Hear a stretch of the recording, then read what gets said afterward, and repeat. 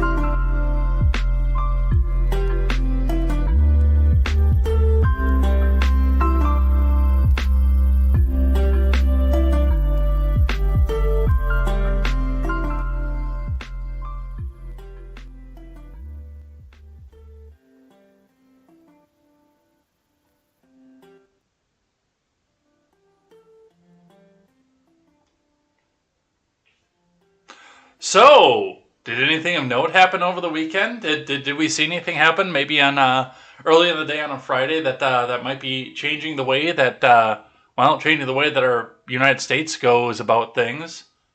It's kind of hard to pull off that ignorant side of things. That hey, I'm coming into this completely new thing when this was actually breaking as we were going off the air. Like, as we were getting ready to finish up and talk about and do the live chat for the week, that's when this was all breaking down. And we were reading that particularly awful article from the woman who says, oh no, we need to stop talking about it as healthcare or choice or anything like that and just say that it's killing. Because it's killing, we need to acknowledge that. And it was somebody who was in favor of the practice. So yeah, we've got a lot. There are 78 tabs open on my computer right now. Well, there's actually more than that because I've got my regular slate of stuff over here that I use for monitors and whatnot over on my left-hand screen. But I've got a window on my right screen over here that's got a bunch of tabs that were left over from Friday, stuff that we didn't quite get to on Friday. The stuff that I still think is important to talk about. I think there's probably 15 in there. But I counted all the tabs between this window, the one that we're going to be looking at for most of the day, and this one over here. And there are 78 total for news. So strap yourselves in. We are going to, we're going to be overhanging with Daily Ignoramus.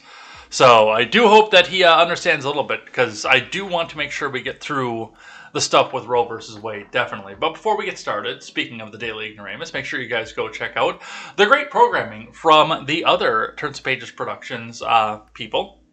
And I'm talking, of course, about the Daily Ignoramus, the Breakdown with Breckenhoff, the Arctic Conservative, and the Porch Boys. Go check all of them out. It's going to be a great time. It's definitely going to be one to watch, and they are great friends to Liberty. They have some great takes. They have some fun takes. I disagree with some of their takes. They like to argue whether or not the boot heel of the state can drive down it, especially if you're going and sitting over there with the Porch Boys. They love to argue that one because 2 against 1 on boot heel of the state versus no state whatsoever. That's always an entertaining conversation. But go check out all those great programs. It's always an awesome time. They're great friends here. And yeah, go and hang out with us. All right, let's get into the finance, which we're going to try to fly through this because, well, there's not a lot going on with that right now. It's almost as if that's not the most important thing that happened over the weekend here, but let's have a look at this and see. Let's a live chat up here so I can see what you guys are saying. Just in case there's some sort of breaking news or for whatever reason I don't have my microphone on or something.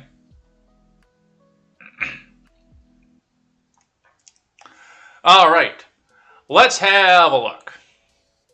On the Dow today, 31,500.68 points is where the spread was. The Dow shot up at the beginning of the day yesterday and kind of held steady on the upswing. So we're headed back towards somewhat moderate normal levels and to the point where we sat for a long time. Remember, the Dow sat between 30,000 and 32,000 for almost 2 months. It wouldn't go higher, it wouldn't go lower. And then all of a sudden the bottom started dropping out again as we started to see the fuel prices start to spike. And the Dow Jones started to tank out of here. But the inflation started to run away too. Now it's looking like a lot of the people can come up and can start to get into a few things while nobody's paying attention to. So I do think that some of this is going to rise, especially given the fact that no bid contracts are going to be involved in this. And while the Fed is trying to keep you out of the spending market, they are encouraging the government to stay in the spending market. So we will see what happens with that and where that goes. Looking in at your Bitcoin. Let's get a refresh on there and bring that out 5 days. The Bitcoin just took a fairly significant tumble down to $21,185 and 35 US cents. It's been on a steady climb since last we looked, kind of jumping around, and this is where we looked at it the last time. So jumping around, another drop, another climb, another fairly significant climb, and then back down and kind of sitting a little bit lower than what it was the last time we looked, but still holding better than what we were a week ago when we were back in the 17,000, approaching 15,000. So, for those of you who bought the dip, even if it was just a $5 bill, congratulations. You made off with a little bit of money off of this. Looking at your gas, that's probably the best news that we are going to have today. Now, it looks like there is a little bit of an up creep again on the gas prices, because when I looked at this yesterday, it was down to $4.30 in some places. But the gas in Madison, when last we checked, was between $4.60 and $4.64, depending on if you were in Sun Prairie or Madison proper. Now we are down to $4.34 for the Sun Prairie gas stations and $4.39 if you're into the Madison proper stations, which means that I went back and threw a $40 bill in the other day at $4.44. I almost cried a little bit when I saw that. I actually did. Because that is the best point, that's the best chance that we have for some sort of reprieve. Some sort of ability to live. The Biden admin has punished us. It's not the Biden admin. Biden has no control over gas prices. Yeah, spare me. We do still have the one outlier in Madison proper on University Avenue where it's at $4.45, and the Spirit, which is in the same area as at $4.45. We also have a BP over on Atwood, which is closer to the east side, which is at $4.49. But yeah, and way up north, we've got some 453s. But yeah, the Madison area for the most part has dropped down below 440. So it is a miracle. I'm not sure what happened off of that. I'm not going to lie. And with everything else that's over here, we didn't really get a chance to look into some of this here. But let's see what the finance articles have to say. Starting with IBD from Investors Business Daily, Dow futures rise as the advertisement comes back up, without an X to be able to do anything with. All right, from IBD, Dow futures rise, the stock market continues. 6 top stocks to buy and watch. From Scott Latonin, Dow futures were higher Monday in the wake of last week's strong stock market gains, which kicked off a new stock market rally. 6 top stocks to buy and watch include AutoZone and Johnson & Johnson, both of which finished Friday above new buy points. Tesla rose nearly 2% on Monday, despite a price target cut at Mizuho. Elsewhere, Dow tech leaders Apple and Microsoft were both squarely higher ahead of today's stock market open. In a new stock market rally, Dow leaders Johnson & Johnson and Merck, as well as AutoZone, Bristol-Myers Squibb, Eli Lilly, Quanta Services, were among the top stocks to buy and watch. Quanta is an IBD leaderboard stock list. Eli Lilly is on the IBD Swing Trader stock, and Bristol was Friday's IBD stock of the day. On the futures, ahead of Monday's open, Dow futures rose 0.1% versus fair value, and the S&P moved up 0.2%. The Nasdaq climbed 0.25% in morning trade. Remember, overnight action in Dow futures and elsewhere doesn't necessarily translate into actual trading in the next regular market session. Among ETFs, the the Nasdaq 100 tracker Invesco QQQ Trust moved up 0.6%. The SPDR S&P 500 ETF gained 0.5% in early trade. The 10-year yield ticked up to 3.18% on Monday morning. Following Friday's rise to 3.12%, the 10-year yield is pulling back after hitting its highest level since April of 2011 in mid-June. Meanwhile, U.S. oil prices are trying to rebound after recent losses, with West Texas Intermediate trading just above 108 a barrel in early March. WTI briefly topped out above 130, which up until last week was pretty much what we were seeing. Remember, it takes a while once they buy those barrels for that price to trickle back down and back up to the American people. So we will see what happens with that. That's probably where we're getting some of the reprieve right now. And it's not as good as it could be. I mean, again, if we really wanted to save the economy before the midterms, we would bring it back down to, well, let's face it, 91 cents. But with energy policies being where they are, I don't see that ever happening. But we'll see what happens with that. So that's what they're saying off that. A little bit of a weak climb off the futures. So I'm not sure if this means that we're actually going to be coming back up and coming back from what we saw, but we'll see. We'll see if the rally continues or if it starts to drop back out. Let's grab one from CNBC very quickly. Dow futures gain as stocks try to keep comeback from bear market lows going, from Sarah Min. Futures rose on Monday following a major rebound last week from this year's steep declines. Despite the bounce, Wall Street is preparing to wrap up the worst half for stocks in decades. The Dow rose 0.2%, the S&P 0.3%, and the Nasdaq 0.4%. This is from last night, which means that what we just saw from IBD means that they have come back down, which is telling me we might see a slight decline throughout the day yesterday, so we'll see what happens with that. Those moves follow a major comeback week that saw the Dow jump more than 800 points, or 2.7%. The S&P popped 3.1%, and the Nasdaq surged 3.3%. Those gains helped the major averages post their first positive week since May. The Dow climbed 5.4% last week, the S&P 6.5%, and the Nasdaq 7.5%. The S&P is up 7.5% since hitting bear market low in mid-June, although the benchmark is still off 19% from its high and 18% since the year began. Market participants continue to assess whether stocks have found a bottom or if they're just briefly rebounding from oversold conditions. Stocks could continue to get a lift in the near term this week as investors rebalance their holdings for a quarter end. So, translation, they don't know. We'll have to see what happens this week, and again, with protests now, businesses having to shut down, and another major federal government decision coming off of this, we will see what happens with that. I do, before we get into the main news today, I want to touch on just a couple more things coming out of the markets, just to kind of show you, in spite of the fact that we're seeing some good stuff come out of the stocks, there are still some things to be wary of. And your 401k could still drop after this. So first, from Fox 13 out of Tampa Bay, JP Morgan's mortgage business lays off hundreds of employees as rates climb. From Lucas Manfredi, JP Morgan Chase's mortgage business has become the latest casualty of layoffs in the Federal Reserve's effort to tame scorching hot inflation, sends rates higher, and dampen housing demand. A source familiar with the matter confirmed to Fox Business that hundreds of employees will be laid off, while hundreds of others will be reassigned to different divisions at the bank. Our staffing decisions this week was a result of cyclical changes in the mortgage market, a JP Morgan spokesperson told Fox Business. We were able to proactively move and many impacted employees to new roles within the firm and are working to help the remaining affected employees find new employment within Chase and externally. Last week, the Fed raised the benchmark 75 points for the first time in nearly 3 decades.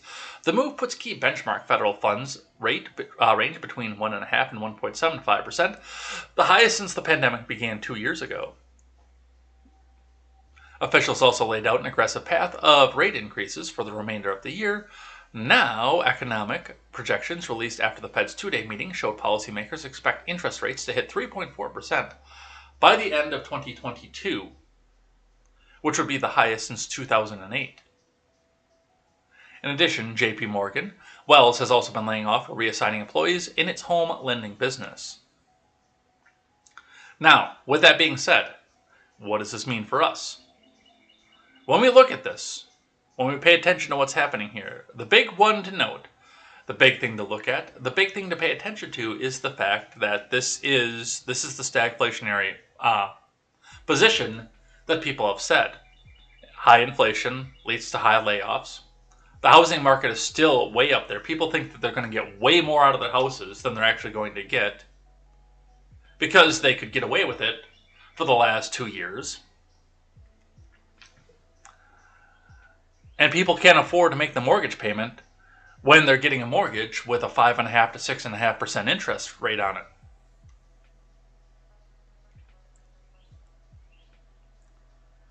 Which means less people are taking this out, which means, that industry is going away. And now these people, the people that are getting laid off, have less purchasing power than they did prior to this week.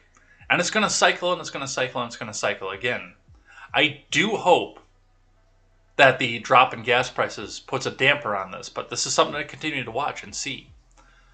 Especially, if you really want to see where this is going to start, pull up your local real estate office's webpage and just see what they have on for inventory. Or Zillow. Well, Zillow's not exactly accurate, because they have a few things on there that have been sold already. But yeah, go back and pull up your local real estate offices and just see what's actually still on the market right now and how much there actually is compared to even 6 weeks ago, 8 weeks ago. But we'll see what happens with that and where that goes. Some more stagflationary things. Netflix lays off 300 employees as bad year continues to hit company. From Frank Pallotta. Netflix is laying off 300 employees in the midst of a rough year for the streaming giant. While we continue to invest significantly in the business, we made these adjustments so that our costs are growing in line with our slower revenue growth. A company spokesperson told CNN Business Thursday, "We are so grateful for everything they've done for Netflix and are working hard to support them through this difficult transition." Thursday's layoffs impact around 3% of Netflix's workforce, which includes 11,000 full-time employees. These layoffs are also mostly taking place in the U.S. Variety was the first to report the news.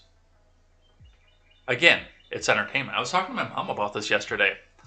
I know that I don't get along with Christensen anymore, and I choose not to consume his content.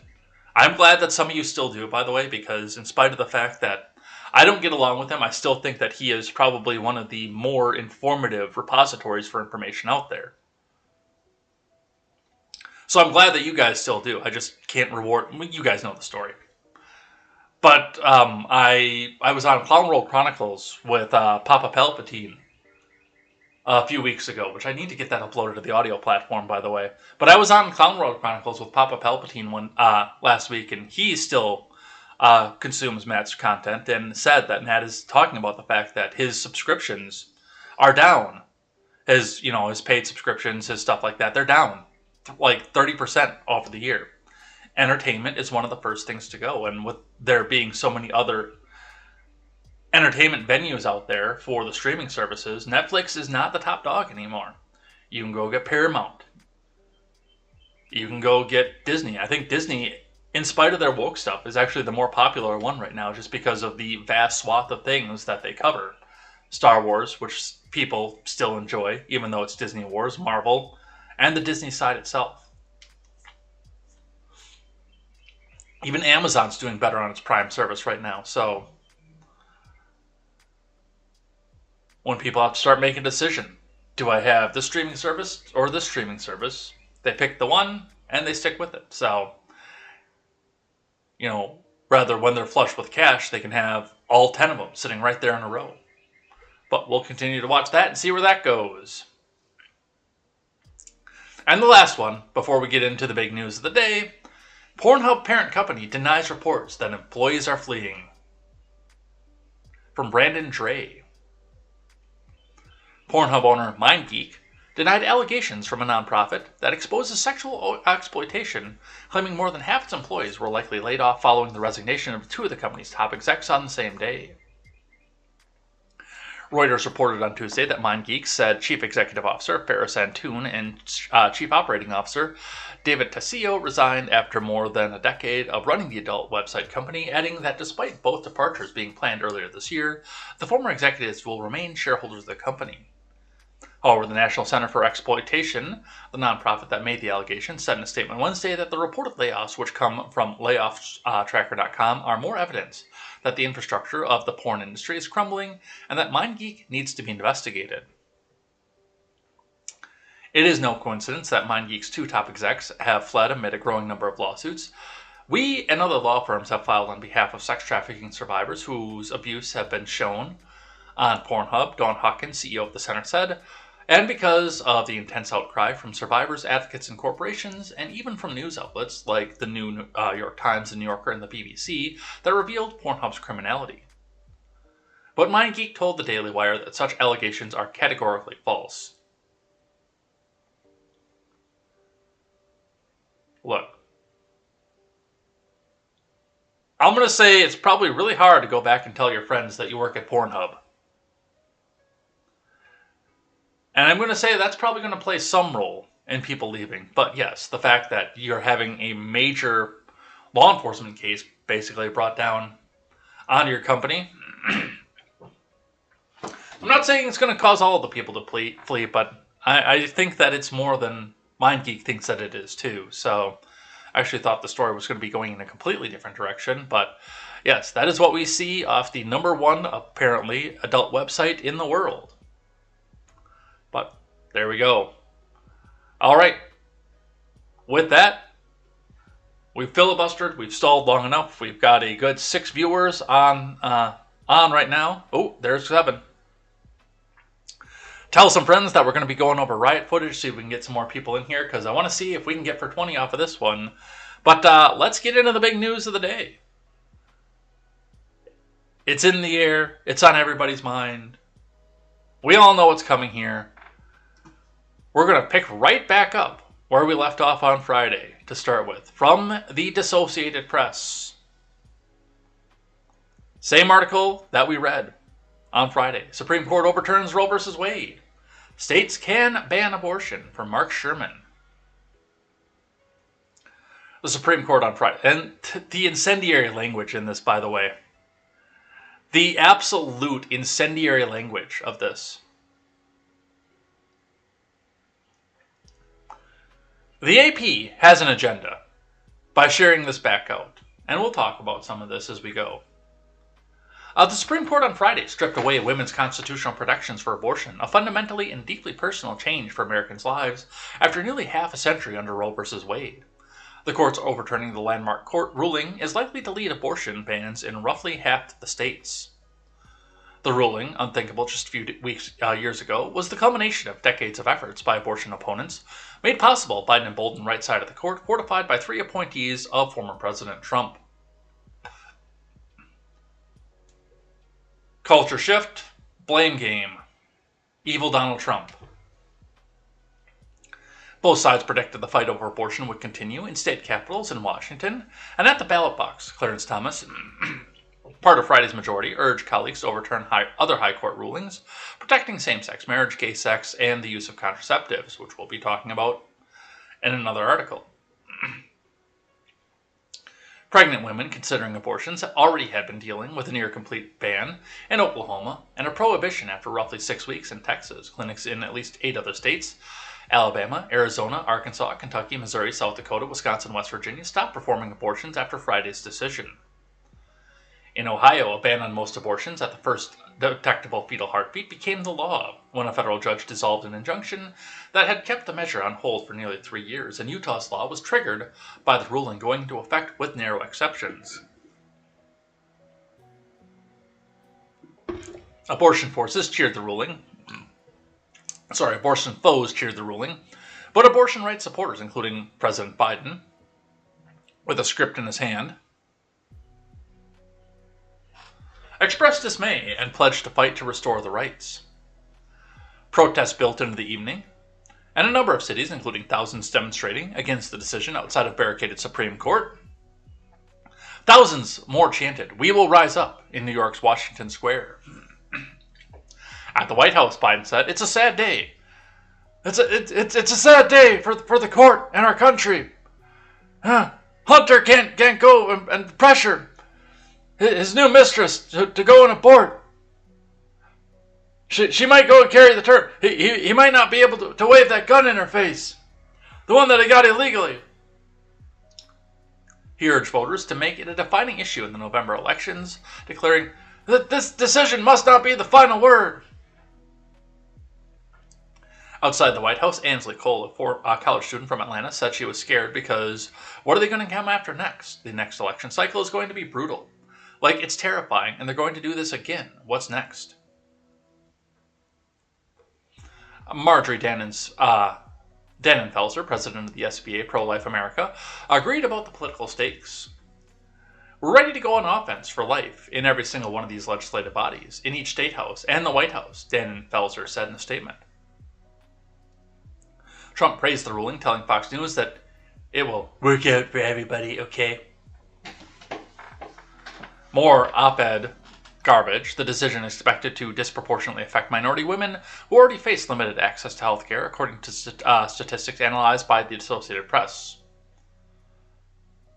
So they already have limited access to health care, so just let them go out and kill their infants.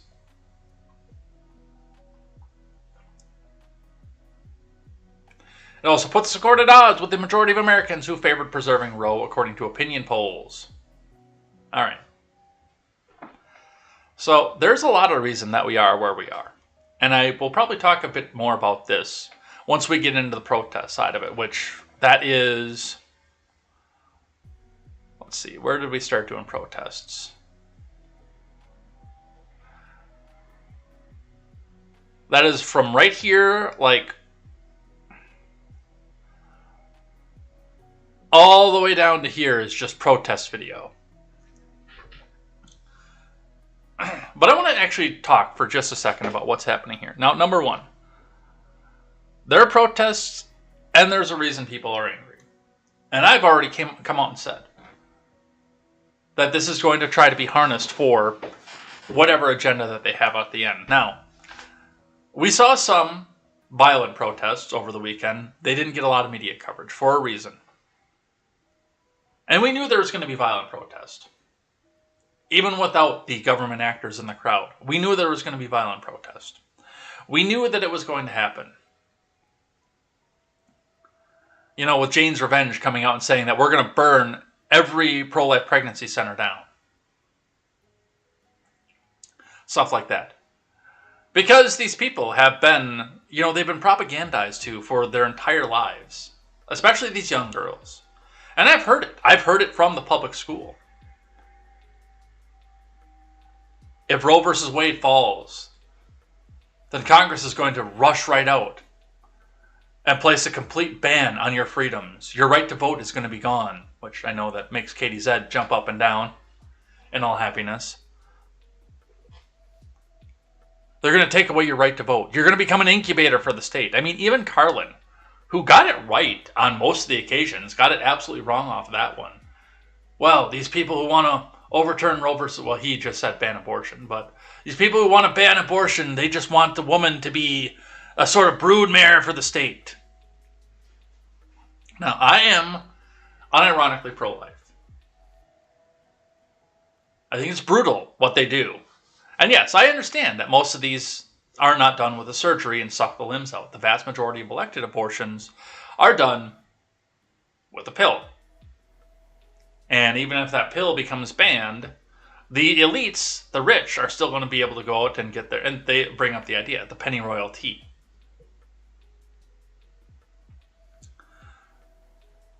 But in all reality, when we look at this, yes, the women of this country are going to have to make better decisions on what they do in the bedroom, just like they did before this whole shout your abortion thing came up. And really honestly, before Barack made birth control free.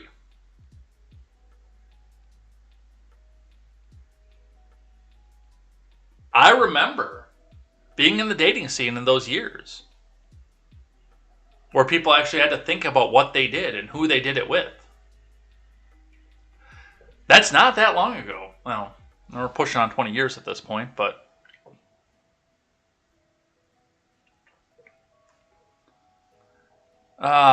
let's see.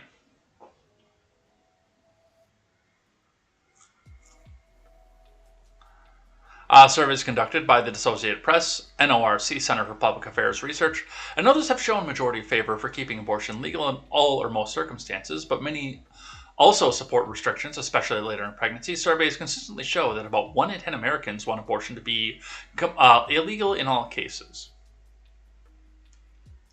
And I want to touch on that for just a second, too, before we get into the main majority and the main meat of this, because there's a reason that we're here.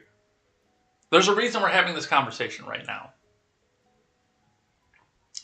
And yes, there's always been, as the AP points out, there's always been the very vocal minority who, close your legs, don't be a whore, ban abortion in all cases, ban contraception, hold the aspirin between your knees. There's always been that very, very vocal minority about this. And that, by the way, is...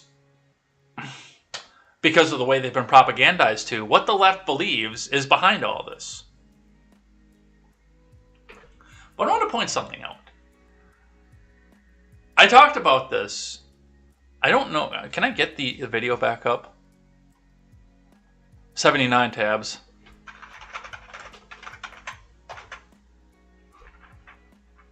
I bet you I can.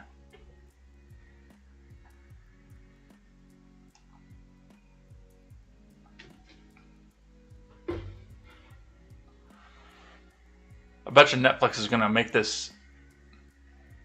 It's going to pop me for this, too.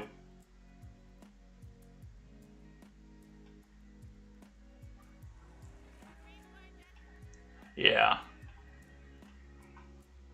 So, and this is, I think, a big point of where I think this all started.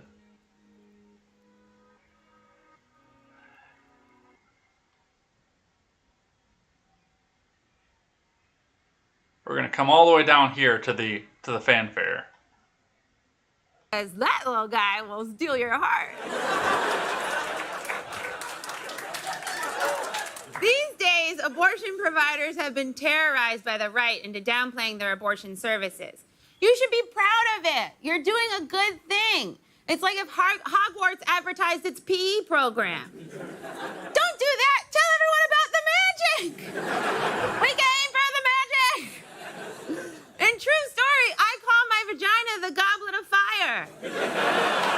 Sometimes the chamber of secrets. Other times Hagrid.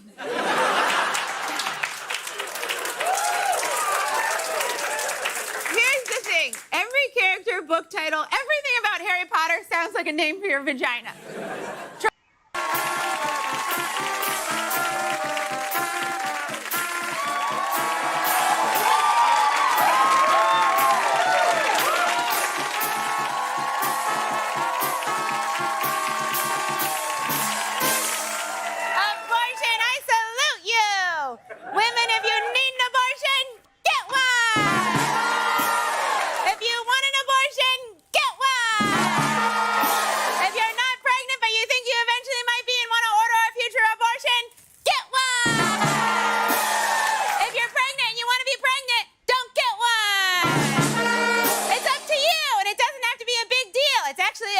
It's about $300. That's like 6 movie tickets. Movie tickets, a bad deal. And women, don't forget, you have the power to give life, and men will try to control that. Don't let them. God bless abortions, and God bless America.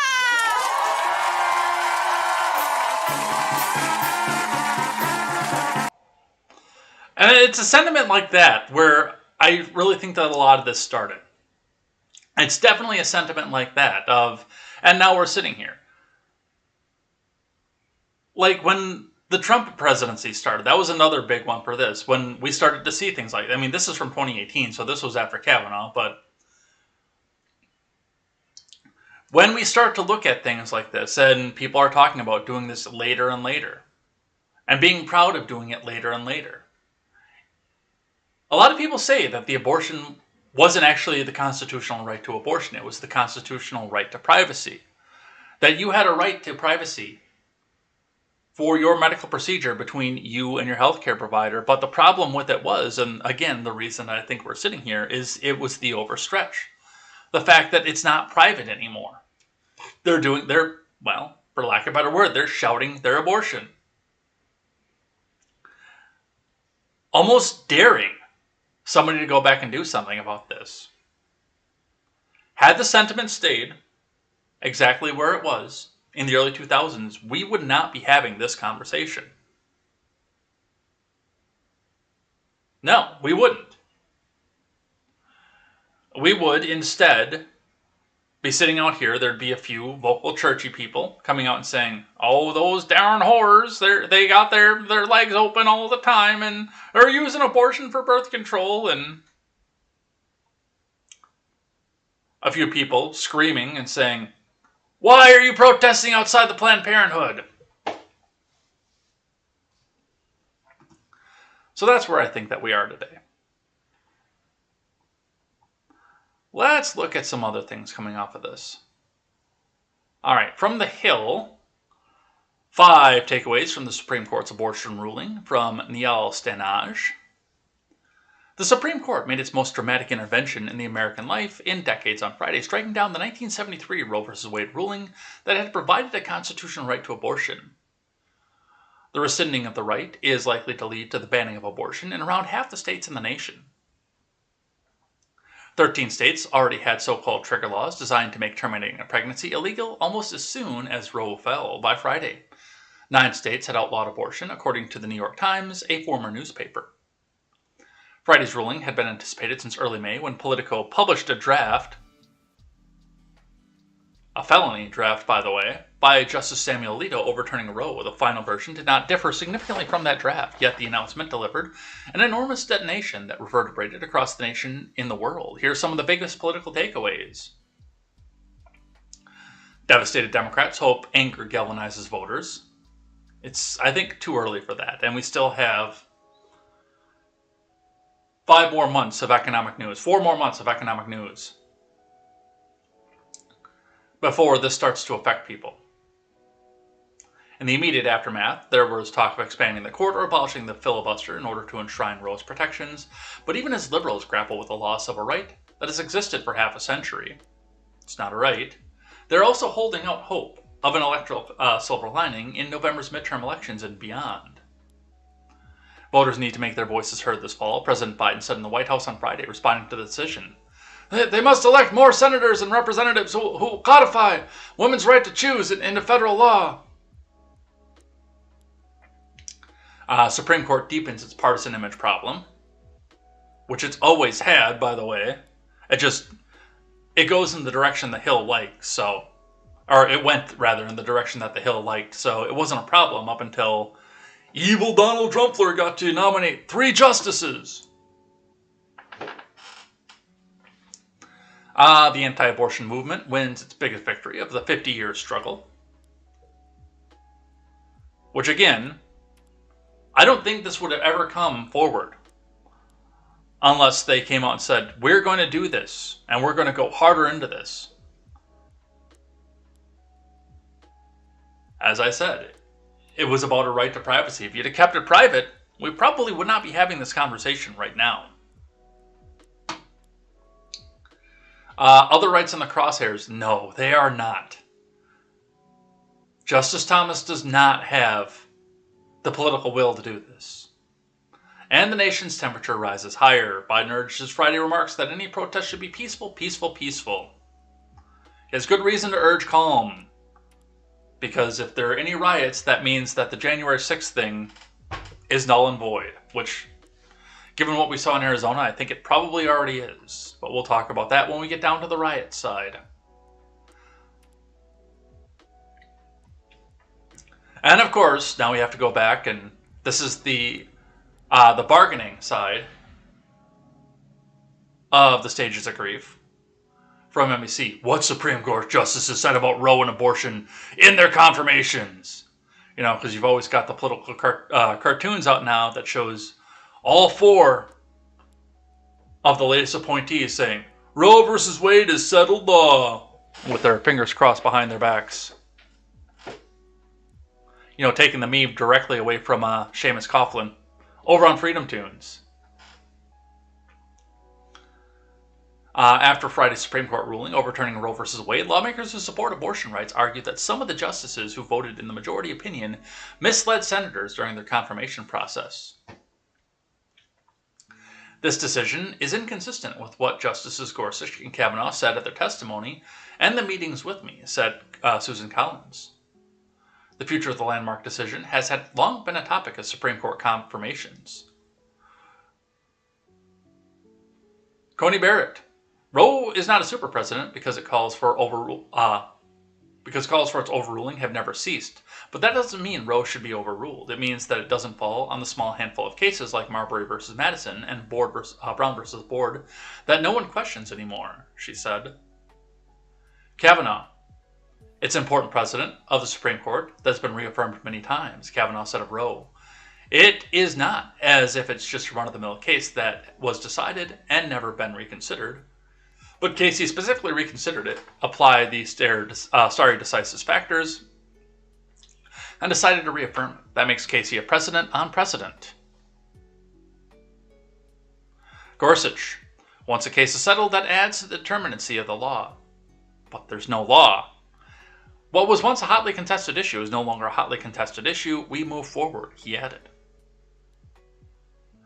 Alito pressed an 06 hearing whether overturning Roe would undermine the legitimacy of the court, would only say that the legitimacy of the court would be undermined in any case if the court made a decision based on its perception of public opinion. I personally would not go into categorizing precedent as super precedent on super duper precedents or any, he began before Senator Arlen Specter interrupted to confirm that he said super duper, a question that was met with laughs. Clarence Thomas. Thomas said that taking a position would undermine my ability to be impartial. He went on to say that he didn't have a personal opinion on the outcome. And John Roberts, during his 05 confirmation, overruling a precedent is a jolt to the legal system, and that precedent plays an important role in promoting the stability and even-handedness. Now, with that being said, there's a lot of misinformation in this article because all of the ones that I watched, Kavanaugh, Gorsuch, Barrett, all said that they could not say how they would rule in a case that was still pending. They avoided the question. They sidestepped the question. Furthermore, one of the biggest parts of the decision that's happening right here, and Ben Shapiro, I don't typically recommend Ben Shapiro because I can't stand him. I think that he is a mainstream media shyster that's trying to disguise himself as, just like me, an independent that's sitting in his bedroom making these live streams. That's what he tries to disguise himself as, but make no mistake, he is a mainstream media figure. But he's also a lawyer, and a very good lawyer. And I actually did sit down and listen to him on Saturday. His entire podcast episode was dedicated to breaking down the decision, page by page, word by word, sentence by sentence. And the vast majority of the decision here is that the Supreme Court shouldn't be the ones that are making laws, and that Roe versus Wade was a legislation from the bench. And a true legislation should be coming down from people that are representative and elective of the people, not 9 unelected bureaucrats, essentially, in the court.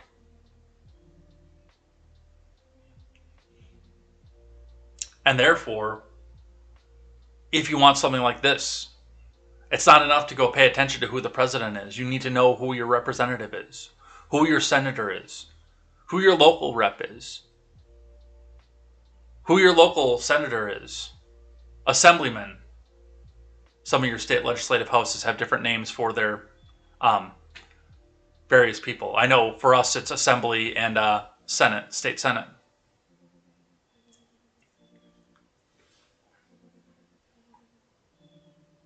And I do think that's the right way to look at this. I know a lot of people are saying that because Roe versus Wade is gone, then we're going to descend immediately into The Handmaid's Tale because these people have only ever read the Harry Potter series and Margaret Atwood ever in their lives. But really, honestly, when you look at this, when you look at a decision like this that comes out and says, no, representation should be deciding how your lives are directly affected, not 9 people in robes. That really strikes a blow to the federal supremacy that made a situation like Gilead possible.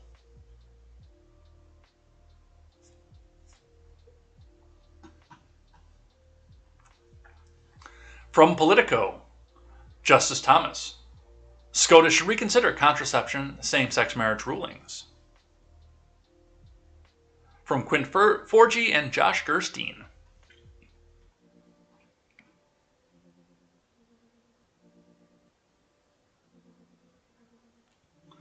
Justice Clarence Thomas argued in a concurring opinion released on Friday that the Supreme Court should reconsider its past rulings codifying rights to contraception access, same-sex relationships, and same-sex marriage.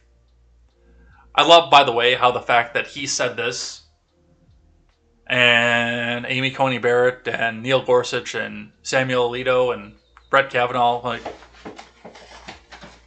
no, we're not getting anywhere close to any of this.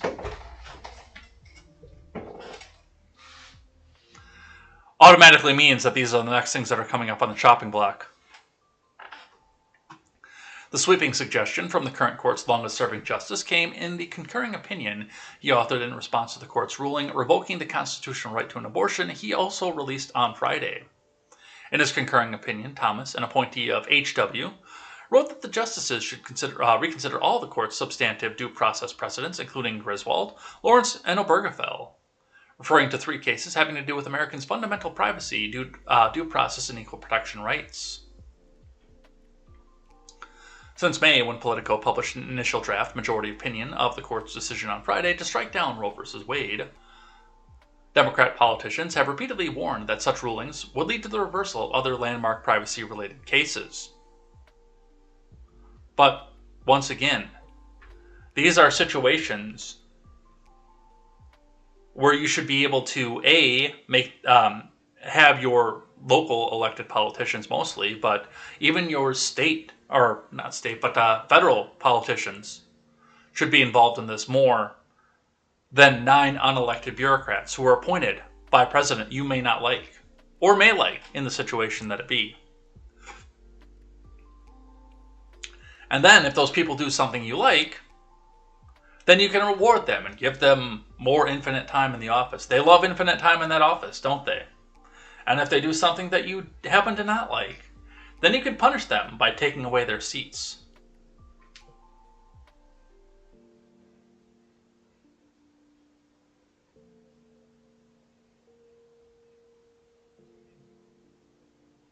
The court's liberal wing, Stephen Breyer, Sonia Sotomayor, and Elena Kagan echoed these concerns in a dissenting opinion released on Friday, writing that no one should be confident that this majority is done with its work.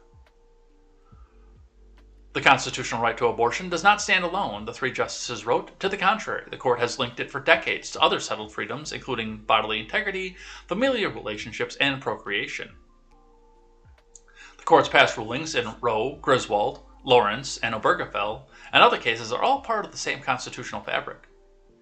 He's technically right, by the way. Because again, if this is something that you want, this is something that should be done by a legislature, not unelected bureaucrats. That has been the entire point of this entire thing. Because the unelected people who are appointed for life, other than impeachment and removal, there's really no way to hold them to account for any of this. And at which point you do have to come out and prove that they committed a crime, which they're going to try for perjury. If they do try to do something about this, they're going to try for perjury for it.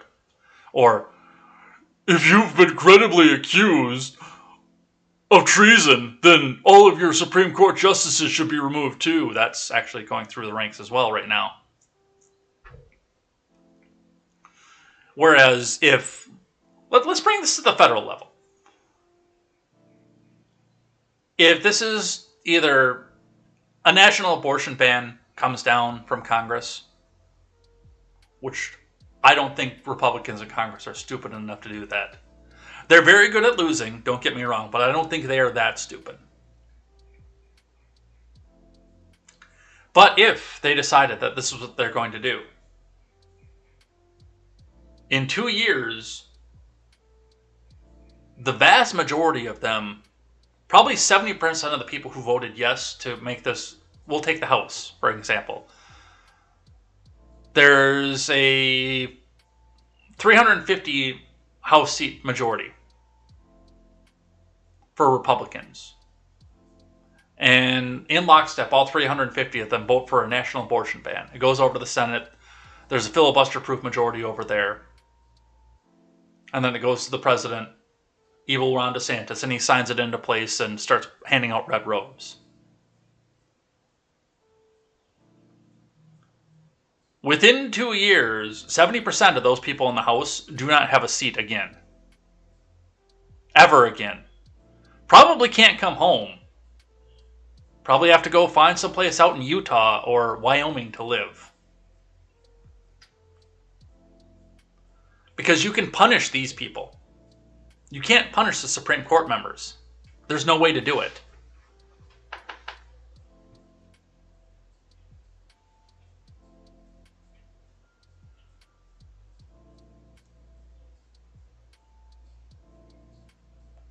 But there again, I don't think that there's the political will to do this, and there's a reason that Clarence Thomas stood alone, because, yeah, as soon as that idea came out, Alito, Kavanaugh, Gorsuch, Barry, no.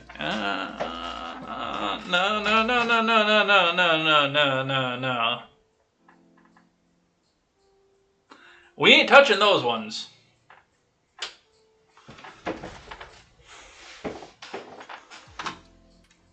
From Newsweek. The Donald had to get his voice in on this one. From Khalida Raymond. Donald Trump hails his Supreme Court picks behind abortion ruling. The Donald hailed his 3 Supreme Court picks for standing their ground to end the constitutional right to abortion.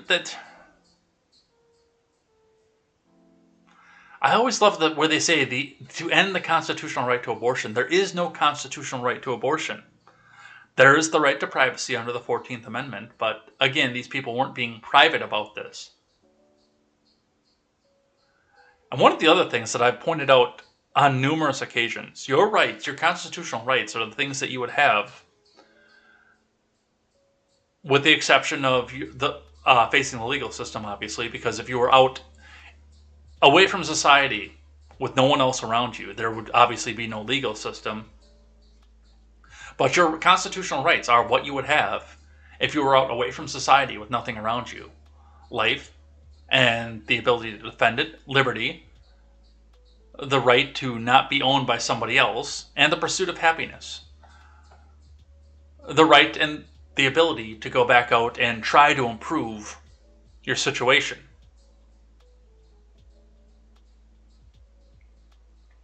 To try to not be out in society away from everybody else again. And again, that's not always saying that you are going to succeed, but you can pursue it. A lot of people say that life, liberty, and the pursuit of happiness. Pursuit of happiness is, having health care. Having health care is a pursuit of happiness. No, you are free to pursue health care. There's nothing in there that says that you have to pass, but you can attempt to get it. Get a better job, get a better position in the marketplace now that the ACA is a thing. As he spoke at a rally in Illinois on Saturday, a day after the court overturned Roe v. Wade. 3 justices Trump nominated during his single term as president, Gorsuch, Kavanaugh, and Barrett, all voted in favor of overturning the landmark 73 ruling on Friday, a decision expected to lead to abortion bans in about half the states. I don't think it's going to be half.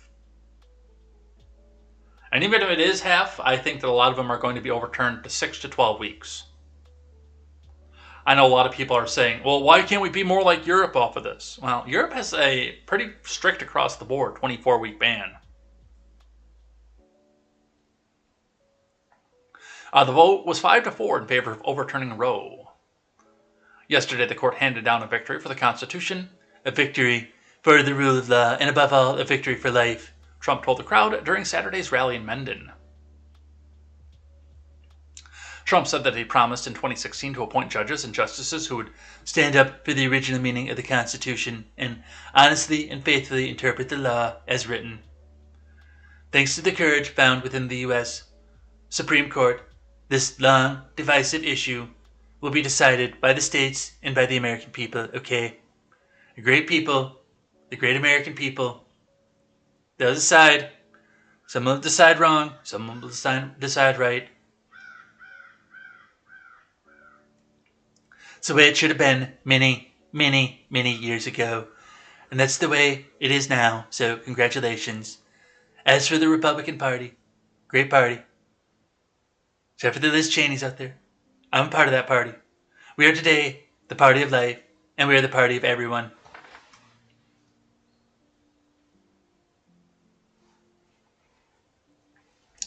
Yeah, you knew that he was going to weigh in on this. From Reuters. The Vatican praises U.S. court abortion decision, saying it challenges the world.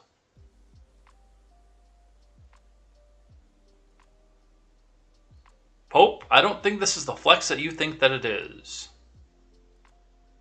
Why did I not archive this? Am I stupid? Apparently I am. We're going to save this one. In fact, I'm going to hit the archiver right now.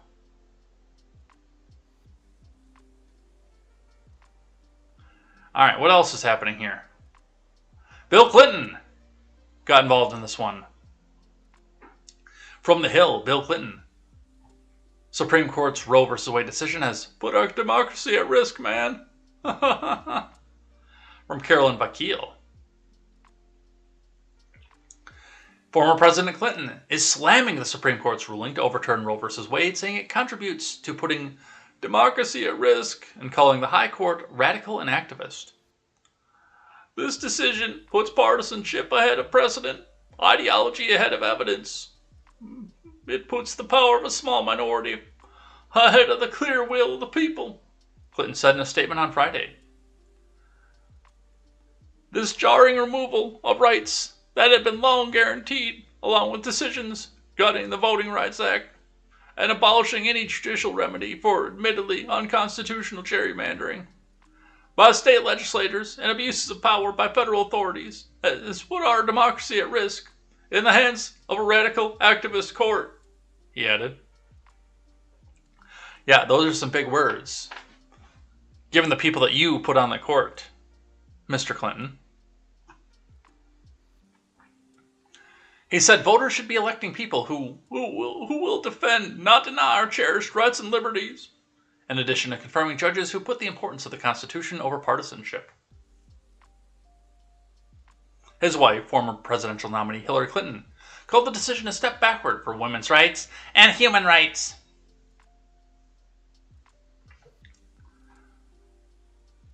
Bill's just mad because... Where do they live now? Arkansas still? Where does Bill Clinton live now?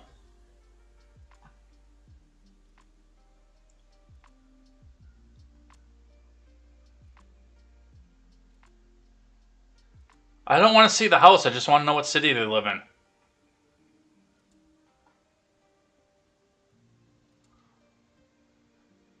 Again, I don't even want to know the... I want to know the state, most of anything.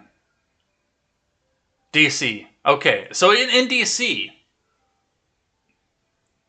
he can still pressure all of his mistresses to go out and get an abortion, because that's not going to change. Muriel Bowser's not going to do anything like that. I can tell you that right off the fact. But like when he's back home and has questionably consensual relations with somebody in Arkansas, he's probably not going to be able to go pressure her to... Well, if he does pressure her to go do something, it's going to be with a coat hanger, or he'll go back out and have one of his thugs punch her in the stomach. Here's one from my state. From WEAU 13 out of Eau Claire, Evers considers executive action on abortion law. Yes, do it. From WBAY news staff, Tony Evers tells our Milwaukee partner station, WISN, he's considering several options on abortion, including executive action. Evers recorded the segment Upfront with Matt Smith that airs on Sunday at 10 a.m. on WBAY TV. Smith asked the governor what his office would do following the U.S. Supreme Court overturning the landmark decision that guaranteed abortion rights. The decision ruled abortion was not protected by the Constitution and should states should decide on abortion laws. Wisconsin has an abortion ban in the books that dates back to 1849. I am almost positive that before 2024 there will be a let's take the temperature of Wisconsin for a second. There will be a 12-week ban.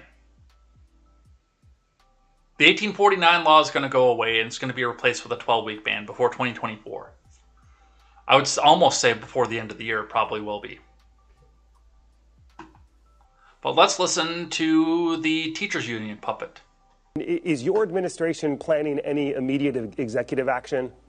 We're going to do everything we can in my power, whether it's executive action or working with others on other opportunities to fight this as long and as hard as we can. This is really important. You think about what was done today to the women of Wisconsin and women of this country. Essentially, politicians now are in charge of their reproductive health. I mean, honest to God, how could anything be more scary for our women in the state of Wisconsin? But we're going to fight it, whatever ways we're doing. We're going to make sure that we get back to the place we've been for the last 50 years. We have essentially taken away rights that the women of Wisconsin have had for 50 years. It's a travesty. So is some type of executive action on the table, and what would that look like? Well, we're still working on that, Matt. We're reading through the decision, but obviously I have been a supporter of women's rights to control their own health care and not have Republican legislatures do it. And so this is a big deal for our state. We're going back to pre-Civil War, for God's sakes, when that was put in place. It's an archaic law. So we're looking at every option that's on the table. Yeah, and again, I'm pretty sure that the people, even in the more conservative areas, even in Redacted, where I live, are going to start, well, actually I've got Dem rep and or an assemblyman and a Dem senator, Dem senator here where I live, but what's a conservative place that I know is going to put pressure on? Like Kiel, that area where we're talking about with the transgender side. Even there, I think there's going to be some pressure to loosen it up from a complete ban.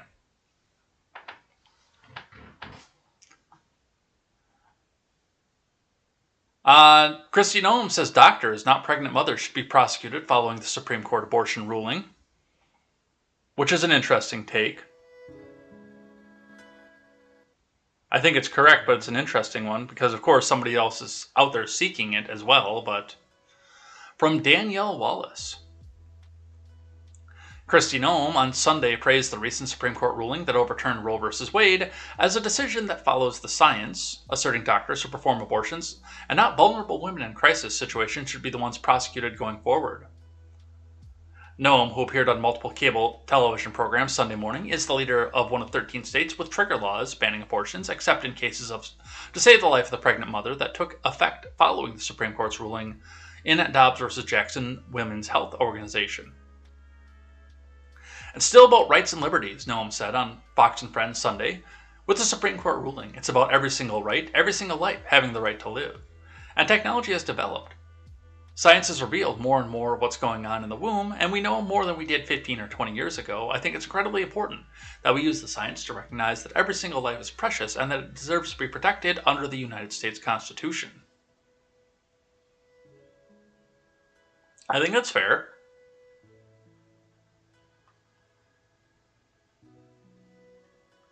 On the other side of it, from the Hill, Whitmer files motion asking state Supreme Court to quickly take up lawsuit over abortion rights. from Carolyn Vakil. Gretchen Whitmer on Friday filed a motion asking for the state's high court to quickly take up her lawsuit, which aims to stop a decades-old abortion ban from being enforced and considers abortion a constitutional right in the state. It's not a right. I don't understand what you people don't get for this. And once you start calling things that aren't rights, that's where, let's say, opportunistic politicians like Whitmer start to take away things that are actually rights, because a government that's big enough to give you rights is big enough to take them away.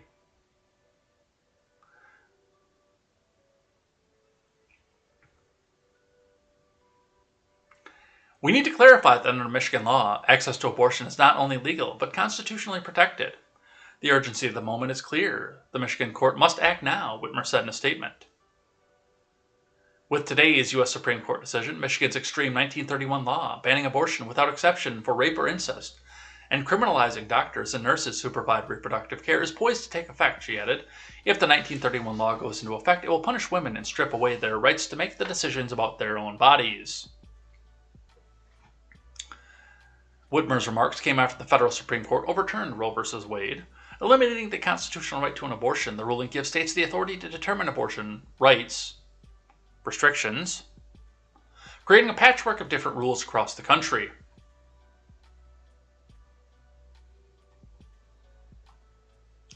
From CNN, governors looking at ways to protect abortion rights as nation adjusts to Supreme Court's reversal of Roe v. Wade. Several states are working to protect abortion rights, and efforts were ramping up among Democratic leaders and lawmakers on Sunday, following the U.S. Supreme Court's ruling eliminating the federally constitutional right to an abortion, with Saturday marking the first full day without the nationwide protection in nearly 50 years.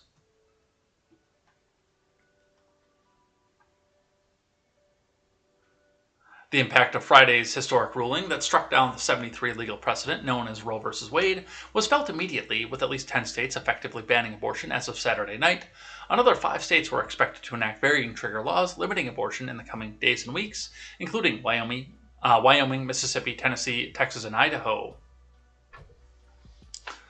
In all, 26 states have laws that would indicate they could outlaw or set extreme limits on abortions, effectively banning the procedure in these states, according to the Guttmacher Institute, a research organization that supports abortion rights. Georgia already has its own restrictive law that bans abortions when a fetal heartbeat can be detected at about 6 weeks. That legislation passed and signed by Governor Kemp was suspended in federal court in Atlanta, but is now set to take effect. On Sunday, Stacey Abrams, who's challenging Kemp in this year's gubernatorial election, acknowledged the 6-week ban will be Georgia's law of the land within 6 days. This is horrendous. That's appalling and it's wrong. As the next governor, I'm going to do everything in my power to reverse it, Abrams told CNN's Jake Tapper on State of the Union. Abrams called on President Biden to do what is within the purview of the executive to mitigate the effect of the court's ruling, but focused her message on broader federal legislative action. There should be federal law that allows women to have these choices, to have reproductive choice and reproductive justice, she said. That, however, is extremely unlikely given the makeup of the Senate, where Democrats hold a razor-thin majority and lack the votes to overcome the filibuster, a procedural hurdle that requires 60 members to bring such measure to the floor for an up or down vote. You know what the biggest part of this is, and they talk about codifying this on a federal and a state level, is that I'm positive that especially the more neoliberal states, their representatives, to come back out and do the level of codify of Roe that was put forward. Now, again, I think that if they had done this to a measurable level, okay, we'll do what Europe does. Federal 24-week ban.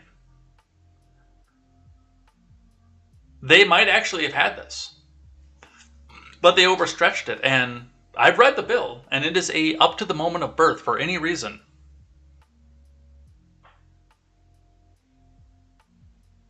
If they hadn't overstretched it to that point, again, we might not be having this kind of conversation.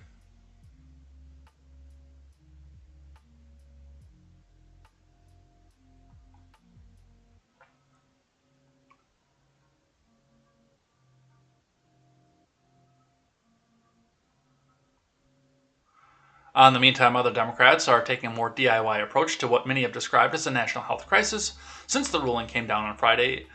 The Honorable and Venerable Representative Alexandria Ocasio-Chavez of New York has raised an estimated $400,000 for abortion rights groups, including tens of thousands during a widely viewed Instagram Live late on Saturday evening, a spokeswoman told CNN. Wait, does that mean that we can defund Planned Parenthood and not have to pay it with taxpayer dollars anymore? Because it looks like they've got plenty of money.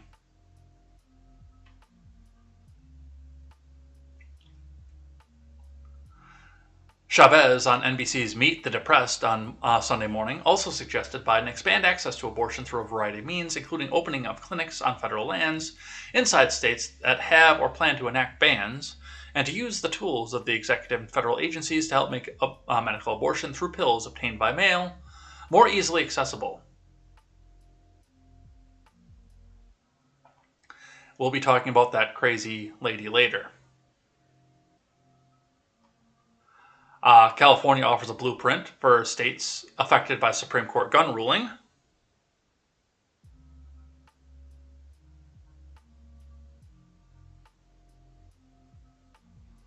Yeah, we're going to skip that. That's not what I thought that was either.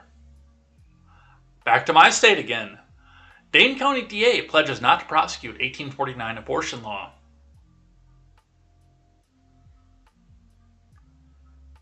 And you kind of saw that coming. I mean, I've also said the same thing. I debated running for sheriff in... Okay. I'm not going to redact that one. Everybody knows where I live. Well, they don't know the city I live in, but they know that I live near Janesville. I debated running for sheriff of Rock County on a platform of don't hurt people, don't take their stuff. And said that we're not going to go and enforce basic registration, speeding, insurance, any of these stupid revenue generating laws that we have in this state. Now, if you are speeding and you happen to go off the road and destroy somebody's barn, we will throw the book at you. And if you should happen to be speeding in an excessive form, have an accident, lose control, and kill somebody that is not yourself, we will throw the book at you, because that is outside of don't hurt people and don't take their stuff. You have hurt people and taken their stuff. So I'm actually in favor of this. Okay, if this is that important to you, and this would actually go over well in your county, then do it. I know a lot of people are coming out, this is not the right way, because they want to be able to use the new Democrat laws to come back out and go after their political enemies, even if they go and flee and live in red counties. But honestly, this is the way. I don't like it, but this is the way. From a purely political standpoint. From Nick Viviani, a man tasked with charging individuals accused of crimes in Dane County, indicated Friday he would not enforce Wisconsin's pre-Civil War abortion law that effectively banned the procedure from conception through birth. Here's the other side of this, especially if you're going to be in Dane County. Now, out in Stoughton, Dane, Oregon, places like that, it might actually come up and become an issue. But, who are you going to send after somebody who's receiving or performing an illegal abortion in Dane County? The Madison Metro Police, they will laugh you completely off the phone. The Dane County Sheriff's Department, they will laugh you off the phone. The Wisconsin State Patrol, maybe, but I think that they would pretty much ignore you too. Hey, we have revenue to generate off of people that are going 5 miles an hour over the speed limit.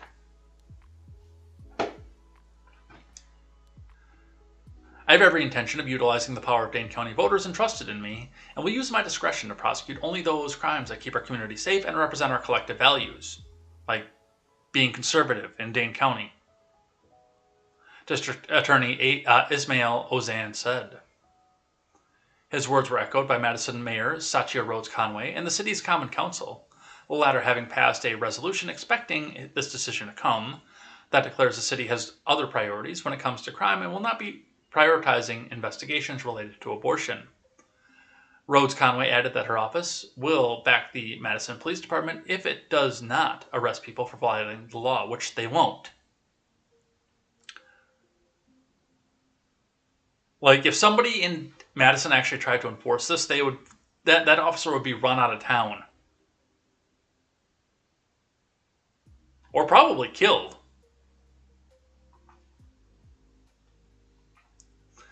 Evers speaks on offering clemency to doctors charged under the 1849 law. From Jason Zimmerman. Lining the steps inside the La Crosse Center, delegates at the Democratic State Convention rallied Saturday afternoon in support of abortion rights. Tony Evers spoke afterwards, reacting to the Supreme Court ruling on a personal note. I have 7 grandkids that are girls or young women. Yesterday, they were made second-class citizens. Oh. Evers said. On top of that, the governor said any physician charged with convicted under the 1849 law would receive clemency. 1849 law says anyone that provides an abortion is subjected to a felony, 1 or 6 years. Did you ever think that the word clemency? I will provide clemency to any physician that's charged under the law. Again, if this is that important to you, I don't agree with your position, Tony, but if this is that important to you, that's the way to do it. That's actually the way to do it. Nullify the law. Make it unenforceable. It's what they did with prohibition.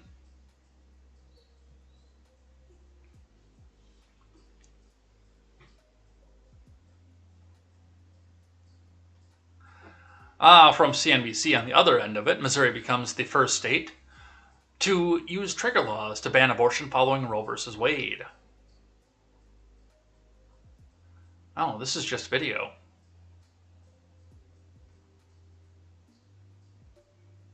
It's okay, we can do that too. Pete, anything here that stands out to you as a surprise given the sort of guidance we had from the draft? No, this hews very closely to the draft. It says Roe is not only wrong, it was egregiously wrong. It's 5-4 on the question of overturning Roe, 6-3 on upholding the Mississippi law. Chief Justice Roberts did not go along with the other 5 on whether to overturn Roe and Casey. He said that goes too far and decides too much. The dissent, of course, is quite blistering, says it's a sad day for the court and for the millions of Americans who now lose a constitutional right that the court once granted and took away. And, Shep, I would just notice one other thing. The Attorney General of Missouri has now just tweeted that it's the first state to let its trigger laws spring into action, that the abortion is now banned as of today in Mississippi or in Missouri. It was one of 13 states that had these trigger laws on the book that said abortion would become illegal once the Supreme Court ruled. He's already issued a letter declaring that that's the law of the land, so it's the first state to do this. Just a couple of other things. Justice Kavanaugh, in his concurrence today, says, in his opinion, he does not believe it would be constitutional for one state to bar women in that state or make it a crime for women in that state where abortion is illegal to go into another state where abortion is legal and get that service. And of course, because he is one of the 5 to go along on overturning Roe v. Wade, that has to be considered a controlling a statement from him. And the other thing is, there's nothing in this decision that says that states can constitutionally or need to have an exception in their laws for rape or incest. And the dissent says that's one of the problems with today's decision, that there's no longer any constitutional requirement that states make exceptions in their laws for rape or incest, Shep. And again, this is part of the issue that I have with this. And, you know, a lot of people are coming out and saying, well, there was one that I just saw on Twitter while we were listening to this saying, oh, well, 11:30 last night, we had a woman, we were in ER, and the woman walked in with an ectopic, and the doctor had to go call his lawyer to make sure, and while he was on the phone with his lawyer, it ruptured and she died. I don't believe that. Number one, an ectopic is not viable. And that doctor broke his Hippocratic oath by calling his lawyer first, by the way.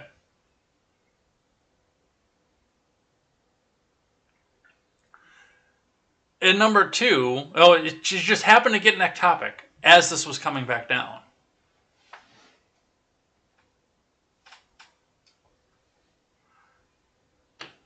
But if that is the case, and we get some of these no exceptions, like they keep trying to propagandize to us, like, no exception, no exception. No exception means no exception. If you have a miscarriage, you're going to die from sepsis.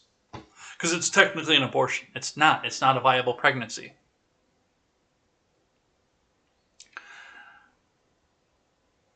But again, as I said, and this is the same thing I said with the, your AR-15, your pew-pew can't stand up to the government. They're going to send tanks and drones and missiles at you.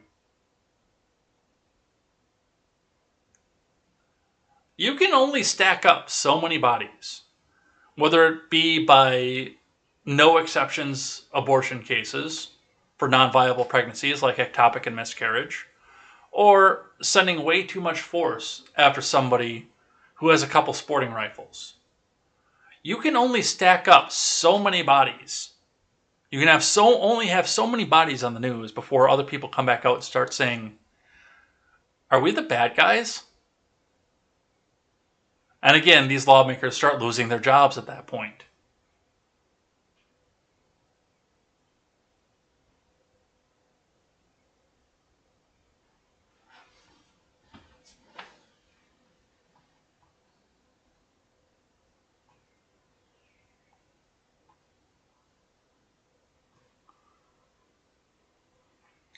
So that's what we see for that.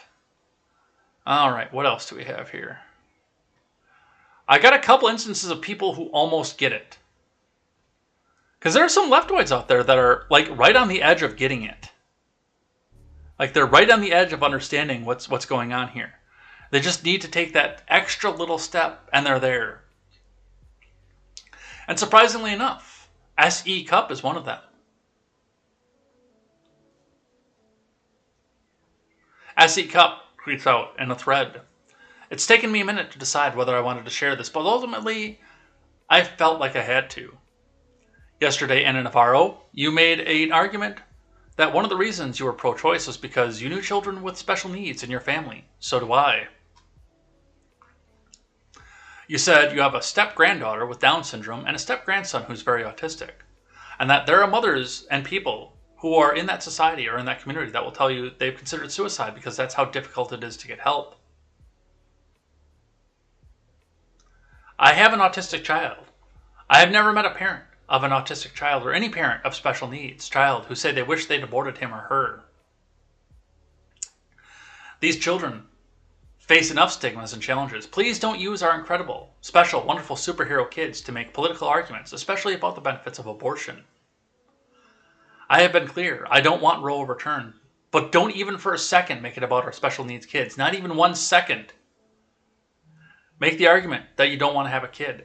And make the argument that you don't want to have a kind of kid that we have and love. SE Cup is on the edge of getting it. She's on the cusp of getting it. That a lot of this is going to be used for eugenics. It already has been used for eugenics. Margaret Sanger herself was a known and noted eugenicist that wanted to use the institution that she built to eliminate the negroids from human society. She is on record saying these things.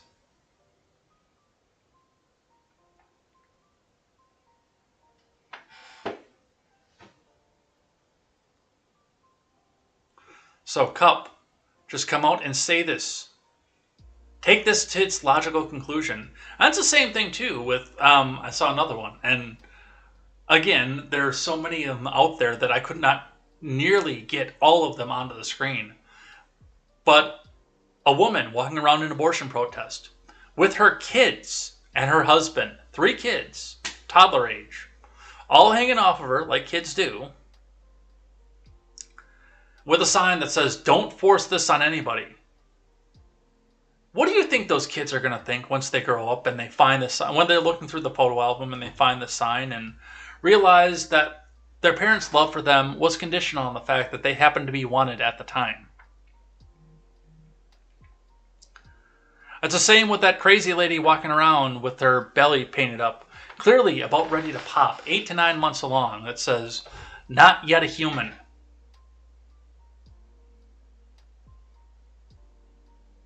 There's got to be, even if that child, once it grows up, is brought up in the most liberal, progressive, brainwashing mindset that there is, there's still got to be an edge of it that's going to look at this and say,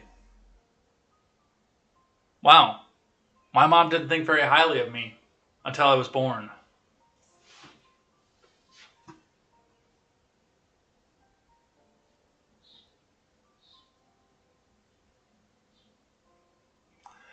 This one, also, she just about gets it. So this comes from a Gavin Newsom tweet telling us abortion is legal in California. It will remain that way. I just signed a bill that makes our state a safe haven for women across the nation. Satan says, can you also make it so men, if they want to opt out of fatherhood, do not have to pay child support? If a woman can have an option to be a mother and not pay child support, then a man should have the option to not be a father and pay child support. Mrs. Underworld says, he's got a point where whether people like his opinion or not. How many men have been trapped in these situations? How many have said, get an abortion, but were told no? Then he's stuck. You know, it's like Kanye says, 18 years, 18 years. She got one of your kids, she got you for 18 years. He can't force the abortion, but a woman could get one without the father's consent or knowledge. Rachel James, by the way, almost gets it. She's almost there. If she'd have taken this a little bit further to its logical conclusion, she'd have had it. Unless he was raped, he wasn't trapped. He decided to have sex knowing it wasn't his body that gets pregnant, and thus it won't be his decision whether to keep it or not. I can't move next door to a house my neighbor could paint red and then demand that he not paint it red.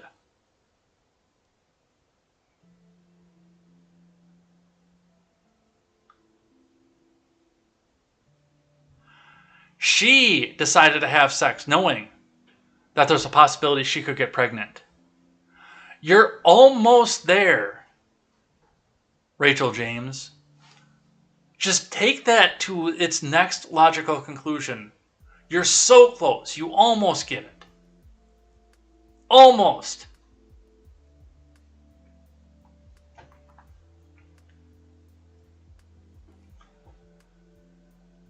From the Associated Press, and we've been talking about this a little bit, so we'll fly through this one. Get live chat back up here.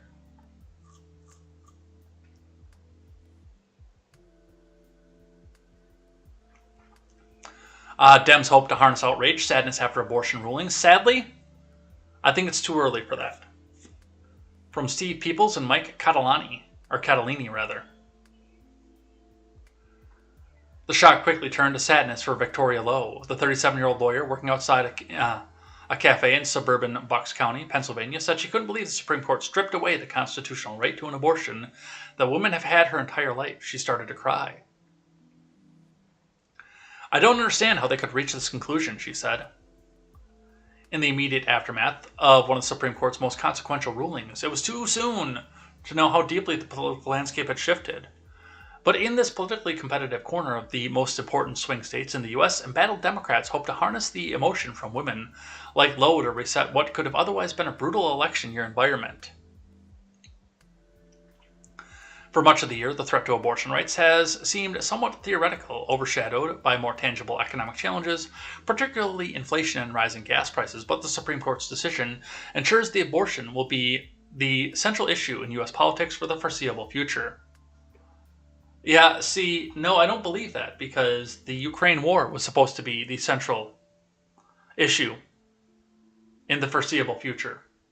And the shootings were supposed to be the central issue for the foreseeable future. I don't think this works out quite as well as you want to, because you're going to have the crazies in the minority, which is, again, the reason that we're here. The crazies in the minority of your party who are going to come out on the screen and demand up until 9 months, even though our friend Harvey McLeod tells us that it's sociopathic for someone to carry to 9 months and then just decide that they don't want it. It still happens. And these are the ones whose voices are going to be elevated the loudest in all of this.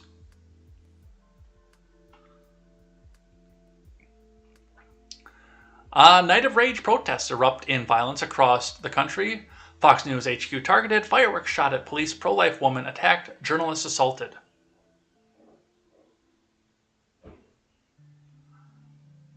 We are going to look at some of the video here. Some of this I have. Looks like most of this I don't have, because I don't have a lot of the DC ones. But let's look at some of the protest video. This is Antifa. If we don't get it, burn it down. Antifa marches down the streets of Washington calling for violence in the streets after the overturn of Roe.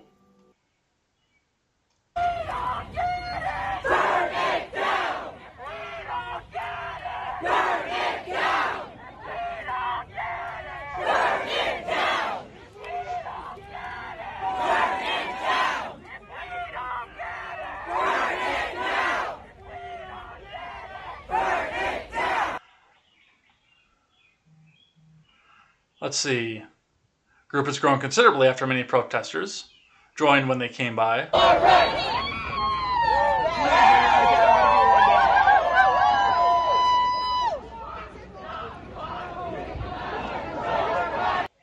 The umbrellas were up so that you can't do a database cross with their eyes and find out their FBI badge number. Well, true. And then it's like,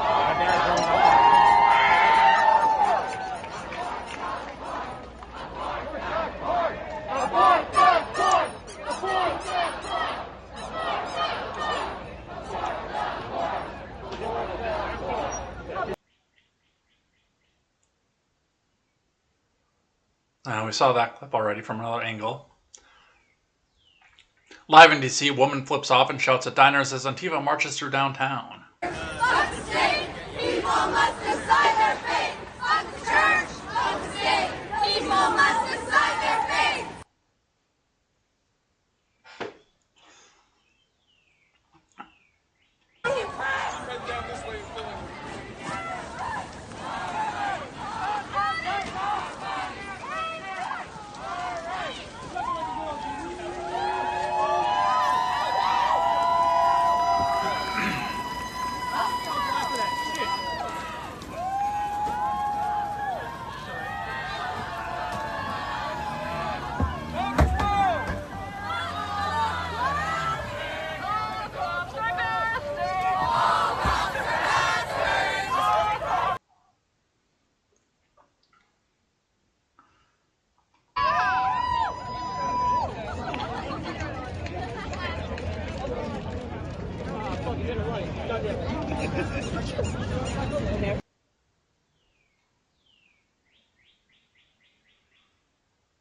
Here's New York City, 42nd Street and 6th Avenue.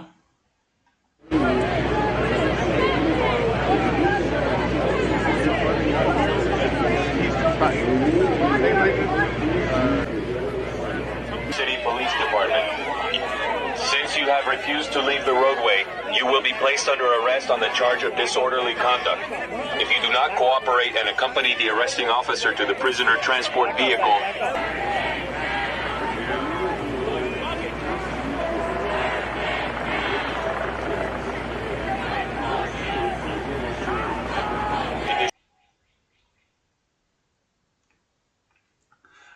They're at the Fox News Capitol in New York City.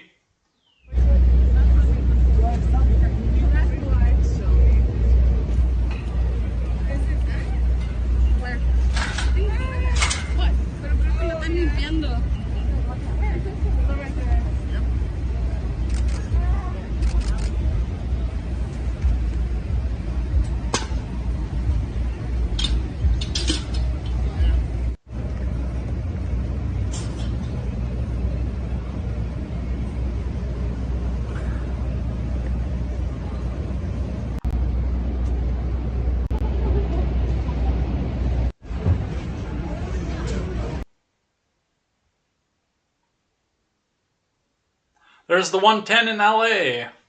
at the steps of City Hall. However, this group here, close to 1,000 strong, has now entered the 110 freeway. So once again, we're looking at the northbound side of the 110 freeway near 5th Street, where you can see a pickup truck leading the pack as 110 northbound traffic comes to a halt.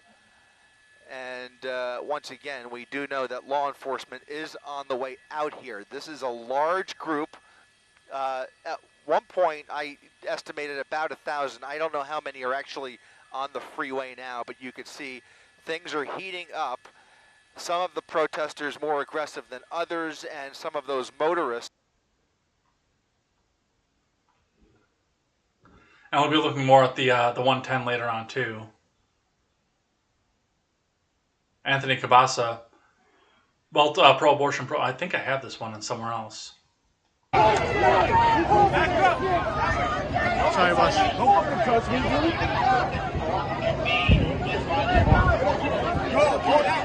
Get on the sidewalk. You guys need to get back up. Push them off. You guys step forward. Step forward. Step forward.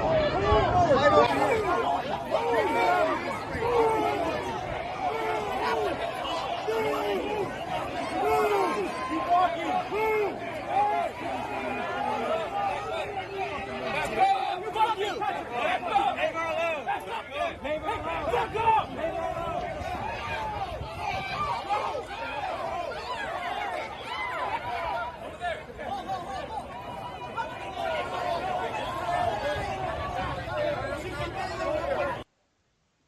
So there's those protests that the Blaze curated for us. I got a few more here. So let's see.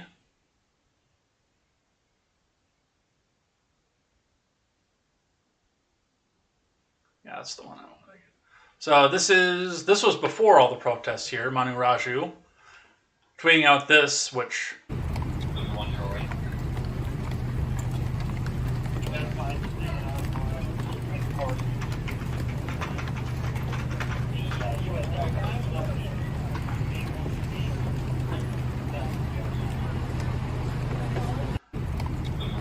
You know, that just doesn't feel quite right yet. How can we make this right? Oh, I have an idea.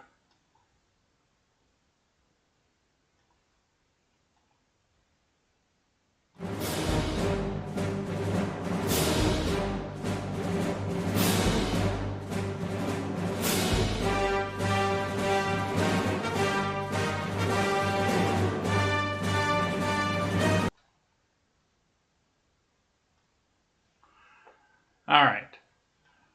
Do some more politician news. Some video for that. RNC Research tweets out, Democrat Alexandria Ocasio-Chavez, protecting unborn babies will endanger the lives of all women and all birthing people, okay, puppy? What the Supreme Court just did was that they chose to endanger the lives of all women and all birthing people in this country. But not only that, they've chosen to strip rights from men too. What the Supreme Court just did was that they chose to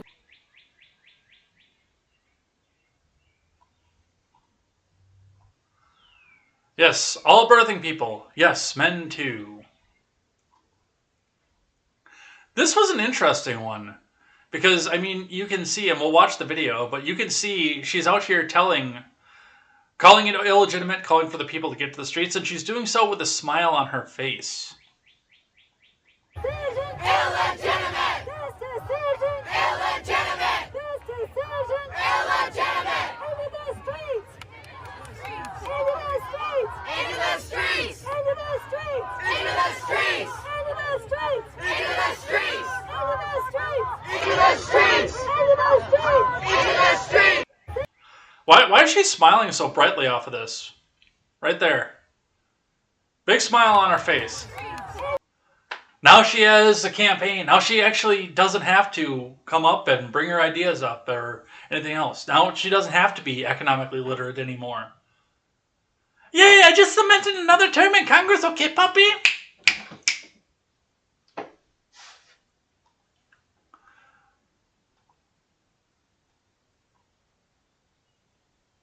for the houseplant in chief. Decision to keep all protests peaceful. Peaceful, peaceful, peaceful. No intimidation. Violence is never acceptable. Threats and intimidation are not speech. We must stand against violence in any form, regardless of your rationale. Second, I know so many of us are frustrated and disillusioned that the court has taken something away that's so fundamental. I know so many women are now going to face incredibly difficult situations. I hear you. I decision to keep all protests. Which, and that's important too, because I started putting tweets out as soon as I saw this happening, reminding people that if somebody's coming up behind you, handing you a brick and saying, come on, just throw the brick, you know you want to. Just throw it. You'll feel so much better afterwards. You'll show those people that you're not going to accept what they're going to put forward. Just throw that brick. And then suddenly backing away. As soon as the brick is in your hand, these people don't care about you. They want your dead body sprawled across the evening news because that helps cement their political position. And I said the same thing back to my friends on the right. We'll be talking about that, I think, down here.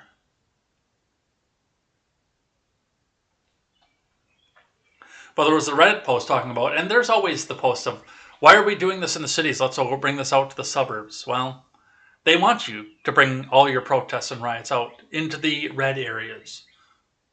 Because they want somebody out there. And there's always the quote up there too. Somebody says, oh, you're going to bring that out to the suburbs? You're going to bring that out to the rural areas? Well, look at me. I got target practice. Which is fun. And honestly, there's going to be some target practice if people are bringing it out towards my family or my home. The one thing you need to make sure if you're doing that you are at your absolute last resort at that point.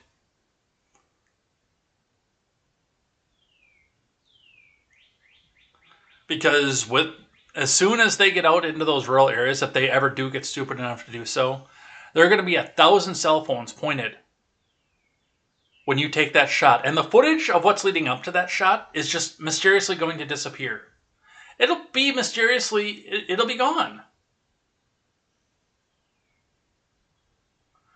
All it'll show is you taking the shot, and then you'll get Rittenhoused.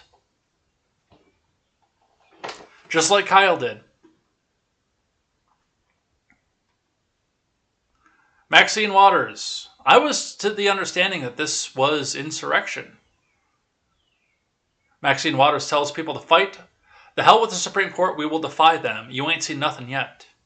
Didn't they impeach Trump for this? They did. You see this turnout here? You ain't seen nothing yet. Women are going to control their bodies no matter how they try and stop us. The hell with the Supreme Court. We will defy them. Women will be in control of their bodies. And if they think black women are intimidated or afraid, they got another thought coming. Black women will be out in droves. We will be out by the thousands. We will be out by the millions. We're going to make sure we fight for the right to control our own bodies. Thank you. Hello, everybody. You see this turnout here?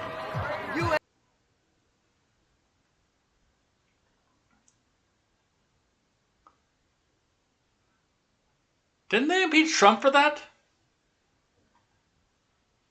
Nancy Pelosi with her 2 cents.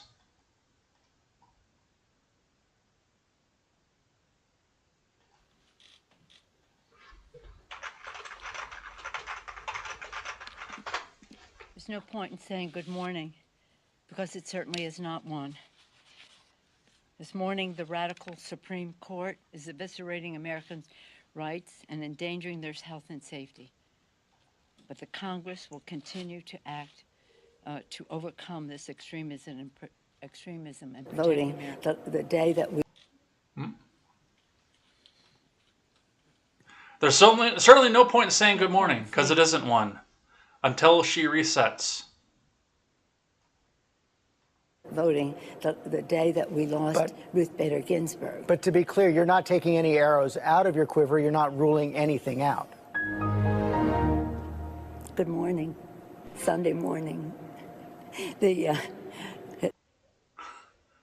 it'll be a good morning again. All right, from the Boston Globe, Ocasio-Cortez and Warren call for more justices, federal action on abortion. This is a crisis of our democracy, from Lauren Booker. U.S. socialist Alexandria Ocasio-Chavez, a New York socialist, called the Supreme Court's decision to overturn Roe v. Wade, ruling that gave federal protections for abortion, a crisis of our democracy, on Meet the Depressed on Sunday.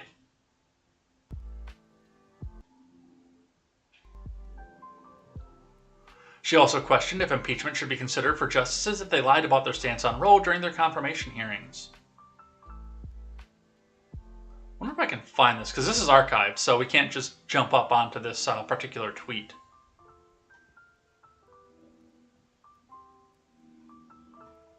It's a bit of a pain in the ass to do, but we can do it. This is 2:57 on June 26th.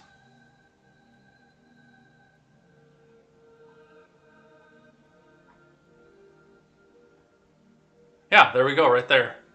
Ah, that was easy. You think the House Judiciary Committee should begin the process of an investigation there? If we allow Supreme Court nominees to lie under oath and secure lifetime appointments to the highest court of the land and then issue without basis, if you read these opinions, issue without basis rulings that deeply undermine the human and civil rights of the majority of Americans, we must see that through. There must be consequences for such a deeply destabilizing action and hostile takeover of our democratic institutions. To allow that to stand is to allow it to happen. And what makes it particularly dangerous is that it sends a blaring signal to all future nominees that they can now lie to duly elected members of the United States Senate in order to secure Supreme Court confirmations and seats on the Supreme Court. This is what we're saying. Do you think lying at a confirmation hearing is an impeachable offense? I believe so. Okay. I believe so. I believe lying under oath is an impeachable offense. I believe that violating federal law in not disclosing income from political organizations, as Clarence Thomas did years ago, is also potentially an impeachable offense. I believe that that not recusing from cases that one clearly has family members involved in with very deep violations of conflict of interest are also offenses. And I believe that this is something that should be very seriously considered, including by Senators. On the script right there. Oh, you got to go after Clarence Thomas too, because he didn't recuse himself over something that Ginny Thomas hasn't even been brought up on charges for. And yes, like Helton said, and I tweeted this out the other day too, this whole ruling, all this did was make the Gilead thing that you're so afraid of improbable, because it takes away the federal supremacy to give us the Gilead situation.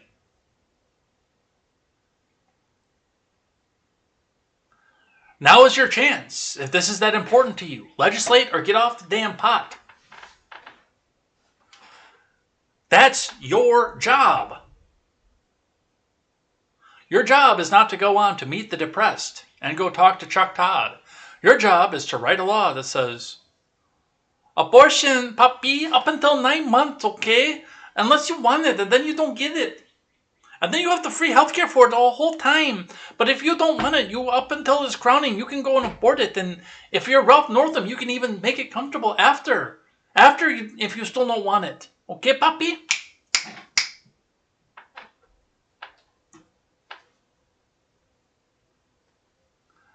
But as far as court packing goes, Joe Biden. Not something he wants to do. Biden does not support packing the court. From Dylan Burrows. President Biden does not support efforts by some Democrats to expand the number of justices on the Supreme Court, the White House announced on Saturday. White House Press Secretary, token diversity hire, clarified that the president's position on the issue with reporters during an Air Force One press gaggle on Saturday.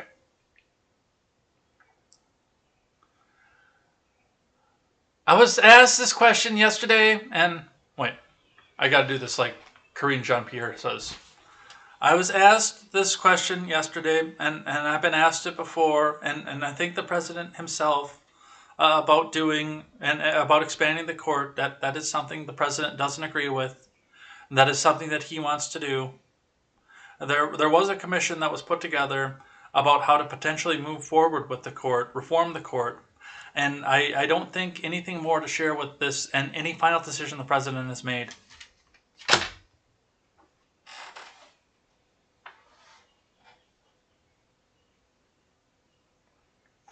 The White House secretary added additional comments regarding the Supreme Court's decision to overturn Roe v. Wade on Friday.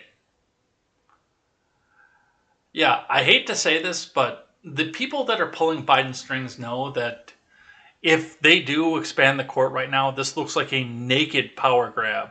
Now, the progressives, the AOC biscuit types and whatnot, they don't care about a naked power grab. They love power. They're the kind of people who love to have absolute power at all times, but have no accountability for it. That's why they wanted this decision on a court instead of having to actually legislate and go back to their home districts. Now, Cortez will have a safe district to go home to, but like Queller wouldn't. If Queller would change his mind and go onto the pro-choice side or the pro-abortion side, he would not have a home to go to. Neither would a lot of the reps in Texas on the Democratic side. But it kind of reminds me, and I know we're doing a lot of Star Wars theme off of this one here, but it reminds me of Palpatine, who was very, very clearly into absolute authoritative power, sitting out here. I love democracy. From Newsweek.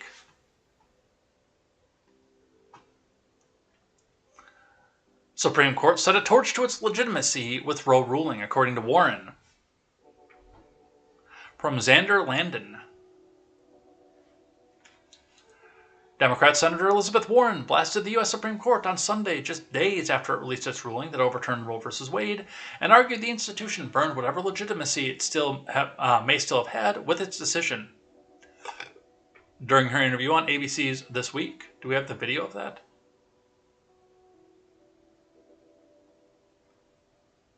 We don't have the video of that.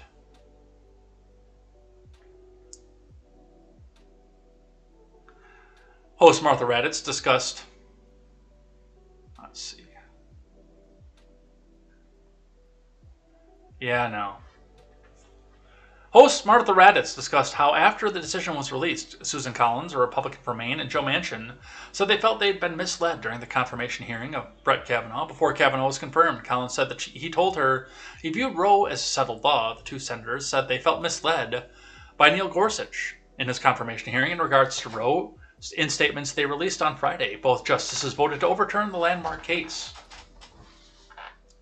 In her statement, Collins said the court's decision was inconsistent with what Justices Gorsuch and Kavanaugh said in their testimony in their meetings with her after they were insistent upon the importance of supporting long-standing precedents that the country has relied on. Meanwhile, Manchin said that he trusted Gorsuch and Kavanaugh when they testified under oath. They believed Roe was settled legal precedent, adding that he was alarmed when they chose to reject the stability the ruling has provided for 2 generations of Americans. I think we're on to 3 at this point, aren't we?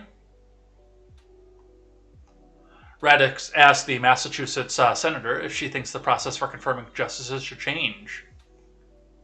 Yes, change the rules when you're not winning anymore. Warren said Republicans have been very overt about trying to get people through the court who didn't have a published record on Roe, but who they knew, wink wink, nod nod, were going to be extremists on the issue of Roe versus Wade. And that is exactly what we've ended up with. This court has lost legitimacy. They have burned whatever legitimacy they may still have. After their gun decision, after their voting decision, and after their union decision, she added. They just took the last of it and set a torch to it with the Roe versus Wade opinion. Like the white man did to our villages. With all the lobsters that were going across the Oklahoma prairie. And now I'm gonna go get some fire water.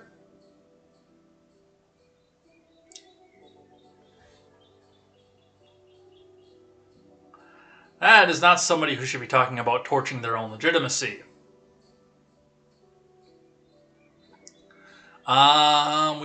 We did this one already. We'll skip that one. Apparently, there was a dust-up between, of course, the two big actors in the Congress, Marjorie Taylor Greene and AOC. AOC hits back at the heinous Marjorie Taylor Greene over claim that Roe protests were insurrection.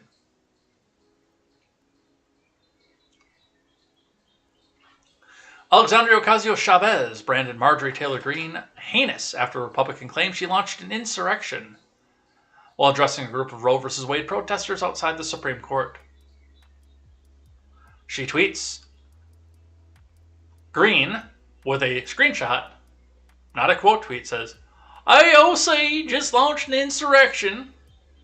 Any violence and rioting is a direct result of Democrat marching orders. AOC says, I will explain this to you slowly, puppy. Exercising our right to protest is not obstruction of Congress, nor an attempt to overturn democracy. If ones were heinous enough to do that, they'd likely seek a pardon for it too. But only one of us here has done that, and it ain't me, okay, puppy?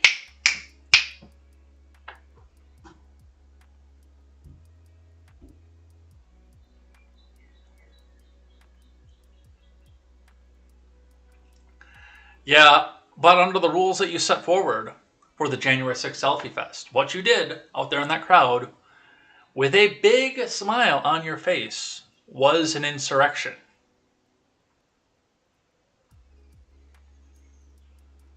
From the Blaze. Celebrities melt down over Roe v. Wade decision. Streisand says Supreme Court is American Taliban. Armstrong renounces citizenship. Jody Sweetin shoved to the ground at the abortion protest. So I have dedicated articles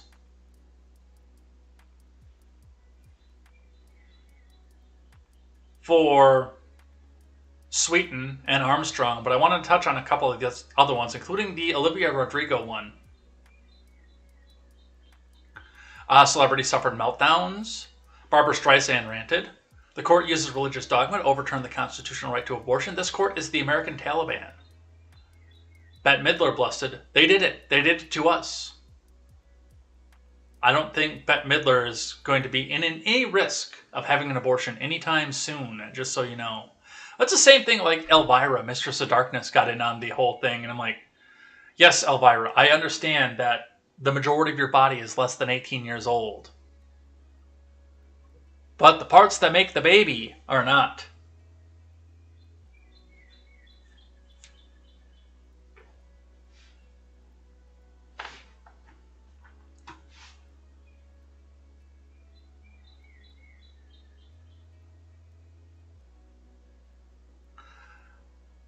The SCOTUS has overturned Roe v. Wade, enshrined in the Constitution, and settled law for 50 years. How dare they? This Supreme Court is absolutely tone deaf to the will and even the actual needs of the American people. Well, at least the enormous hate Christians have for women who don't toe the Nazi Party line. Children, kitchen, church, family has finally been revealed. Get ready, gays, you're next. Mark Ruffalo said, time to fight like hell in any way you know how. The American Taliban has taken over the Supreme Court. That is an insurrection. Taylor Swift. I'm absolutely terrified that this is where we are. After so many decades of people fighting for women's rights in their own bodies, today's decision has stripped us of that. Busy Phillips released an F-bomb-laden tweet. Pink. Let's be clear. If you believe the government in belongs in a woman's uterus, a gay person's business or marriage, that racism is okay, then please, in the name of your Lord, never listen to my music again.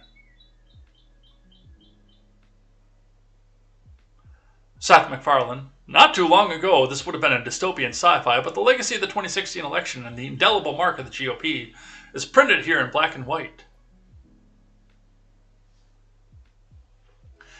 Hailey Bieber, going through her vaccine-paralyzed face. I mean, mysterious genetic disorder, paralyzed face.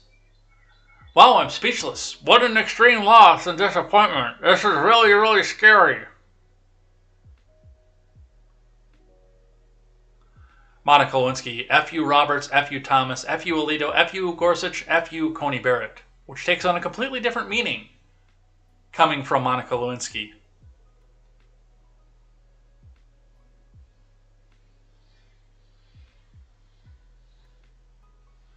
Let's see, this one. This is the one that I wanted to go to. Olivia Rodrigo decided to make this video on one of her concerts, which I will translate for you once we're done listening to it. Right. And I'm devastated and terrified, and so many women and so many girls are going to die because of this. And I wanted to dedicate this next song to the 5 members of the Supreme Court who have showed us that at the end of the day, they truly don't give a shit about freedom.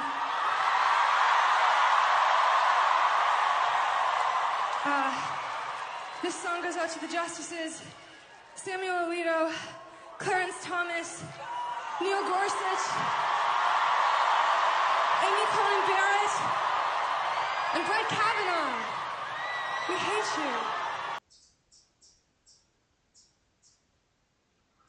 Translation. I support the current thing. Please buy my album. And the left says capitalism is dead.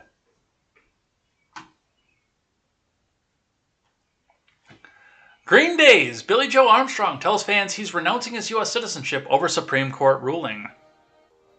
This is great, because guess where he's moving to?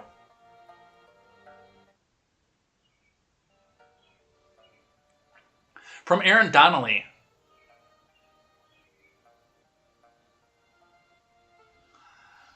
Green Day frontman Billy Joe Armstrong told London concertgoers that he's renouncing his U.S. citizenship in a protest over the Supreme Court's overturning of Roe. Performing at London Stadium just hours after the majority Conservative court ruled abortion rights are no longer protected, the 50-year-old rock star lashed out at the decision on Friday night. F America, Armstrong said on stage for the Hella Mega Tour. His band is headlining alongside Weezer, Fall Out Boy, and others. I'm effing renouncing my citizenship. I'm effing coming here. As the crowd cheered in response, the California native carried out his diatribe. So, let's take score here for just a second. Mr. Armstrong, who lives in California, where there is going to be unrestricted abortion access until crowning and probably after, for the foreseeable future, so says Gavin Newsom, who can decide, because it's now a states' rights issue, is going to renounce his U.S. citizenship and his ability to vote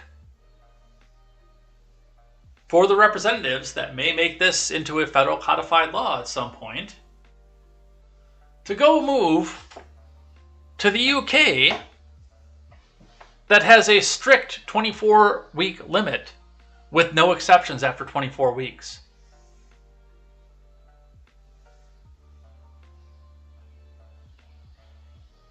You can't make this up.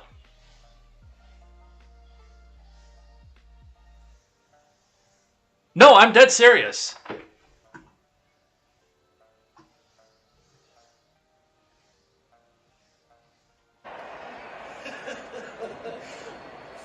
Fuck America, I'm fucking renouncing my citizenship. I'm fucking coming here.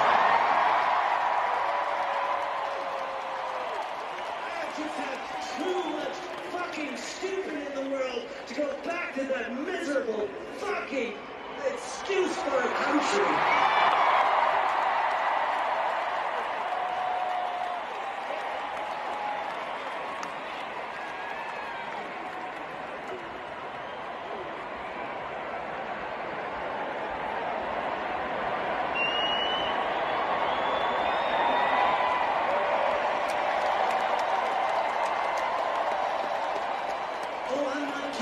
You're going to get a lot of me in the coming days.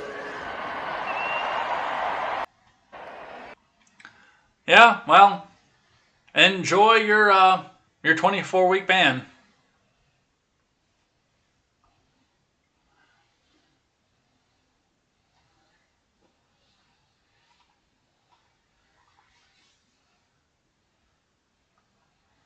This is BNN Newsroom, breaking footage from this morning's protests in LA. Jody Sweeten among the protesters.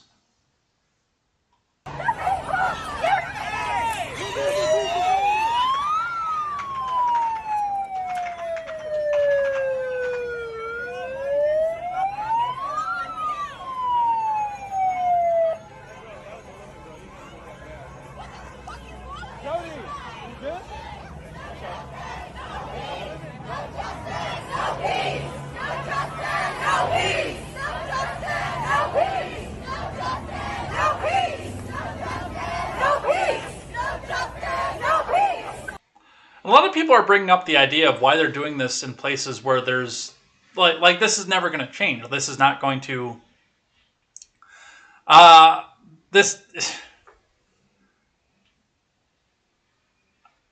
there's not going to be because it's a states' rights issue. It's going to be safe for that. Yet they're shutting down the 110 in Los Angeles. It's because they can get away with it there. The people will actually stop and be... If somebody runs one of these protesters down with a car, especially if it's a celebrity, that person's getting life without parole. They might actually bring back the death penalty just for that person for hitting a protester. Whereas, if they get picked up for a misdemeanor protest or being violent against the cop, the DA, the activist DA, comes back out and says, you know what, no, we're just going to drop the charges. Especially, again, if it's a celebrity. If they try to do this in Montana or Florida, Florida's a good one, a lot of these people would be deceased. Let's watch this again, though, with a little bit of context over the top of it. Hold on.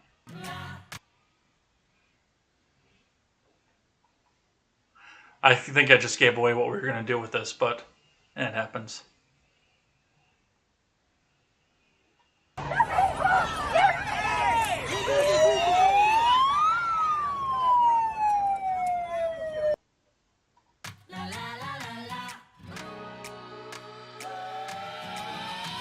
Whatever happened to predictability? All right, that's enough of that. Alyssa Milano, because she's Alyssa Milano. Today's Supreme Court ruling overturning Roe v. Wade will have deadly consequences, with the harm falling hardest on people of color who already face disproportionate discrimination in our country and grapple with a severe maternal mortality crisis. If abortion is banned nationwide, pregnancy-related deaths could increase 21% nationwide and 33% among black women. Right, and then once again, once you start stacking bodies, the people who make the no exceptions bans start losing their seats. Banning abortion will disproportionately impact people of color, LGBTQIRAMIGIXTYBTYLPA communities, which I don't understand because who has fewer abortions than homosexuals? People struggling to make ends meet, young people, and those living in rural areas.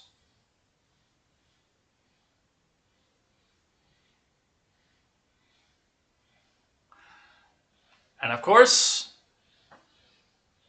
the comments are off.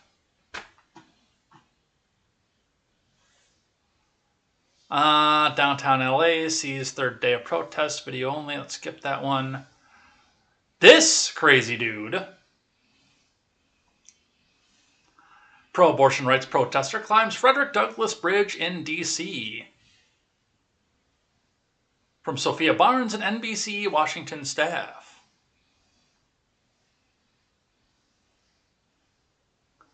In the wake of the Supreme Court overturning Roe v. Wade on Friday, a pro-abortion rights activist scaled one of the soaring arches of the Frederick Douglass Bridge in protest. The protester was seen atop one of the bridge's arches in southwest D.C., flying a green banner and waving a yellow flag that read, "Don't tread on my uterus," and featured an illustration of the organ shortly after the justices announced the decision ending a constitutional right to abortion. And of course, he was in D.C., so the woman who gives him a conjugal after all this, or the women, I should say, that give him a conjugal after this, can now be pressured by him into going and killing the children that he makes with them.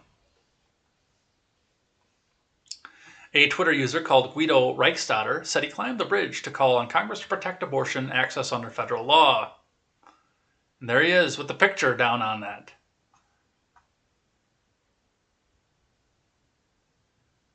And the selfie, too. If I can make it to the top of this ever-loving bridge, I know that you can make it onto the streets. Let's shut it down non-violently day after day until our rights are protected. I'll be up here. Much love to you all.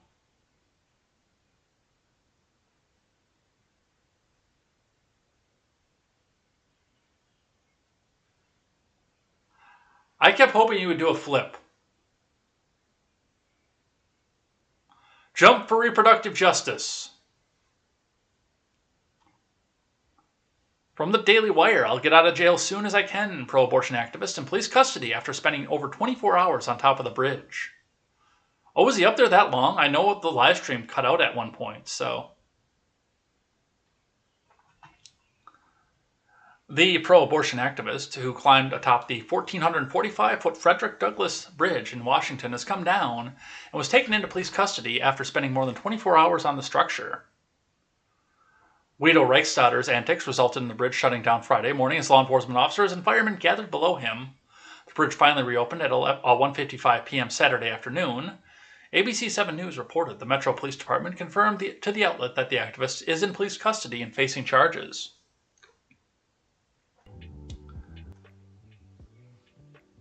Reichstatter uploaded the video to Instagram on Saturday while still on top of the bridge, explaining that he was coming down.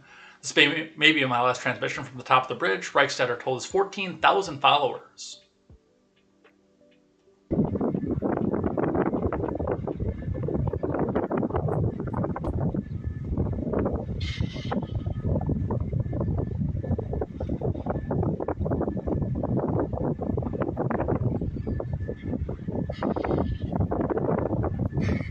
Hey y'all, it's Guido here, the top of the Frederick Douglass Memorial Bridge, and it's my last. This is my last transmission from the top of the bridge. I'm headed down. A friend of mine, Nina from Harry's Wildest Dreams, just called me. Let me know it's time to come down. So I look forward to speaking with her when I get down to the bottom, or get out of jail as soon as I can. And yeah, this is not the end. This is just the beginning. The Supreme Court has declared war on the people of this country, and we have to stand up and fight for our rights. So as soon as I get out of jail, that's what I'm doing. Starting up an organization for nonviolent civil resistance to win back abortion rights across this country. And we're going to make abortion the law of the land in every state, red state and blue state. So we're not going to leave anyone behind. And I just want to say thank you all for all your support, and yeah, rise up for abortion rights. You know, get in the street, learn about nonviolent civil resistance, get in touch with me when I get out. You know, it should be easy to find me through social media. He's another one of those too, by the way, that I'm pretty sure that he was hoping for a suicide by cop because, you know, again, it really helps their narrative if they see the bleeding, broken body shot by either a police officer or a right-wing activist. That helps them cement their control, and I still think he should have done a flip.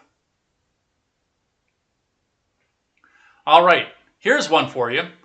Guys, go check on your leftoid friends, because they are not okay. This is at one of the protests.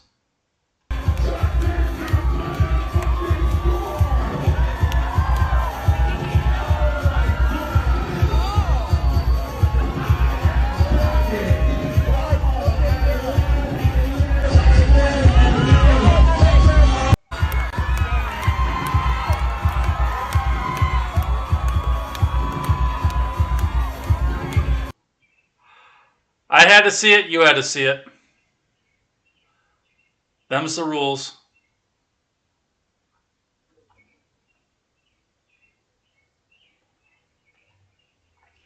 Arizona abortion protest. Police released tear gas. Lawmakers held hostage in Senate building. From Lawrence Richard, Adam Sabes of Fox News. Law enforcement officers in Phoenix used tear gas to break up a sizable group of protesters outside the state Senate building following the U.S. Supreme Court's decision to overturn the landmark ruling Roe v. Wade. Protesters threatened to break the AZ Senate entryway glass. Republican Arizona State Senator Wendy Rogers tweeted, as members were in the middle of voting on a series of bills. The situation escalated into a hostage situation as lawmakers were instructed not to exit the building, Republican Arizona State Senator Kelly Townsend said. But don't worry, this isn't an insurrection either. Like this, I'm surprised this made it onto Fox because, like, once this is plastered across the front pages of MSDNC, CNN, ABC, etc.,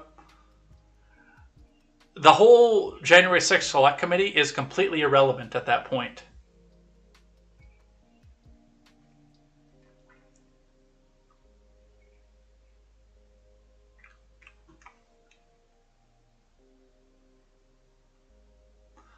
Let's see. The Republican caucus of the state Senate later called the protest an attempted insurrection.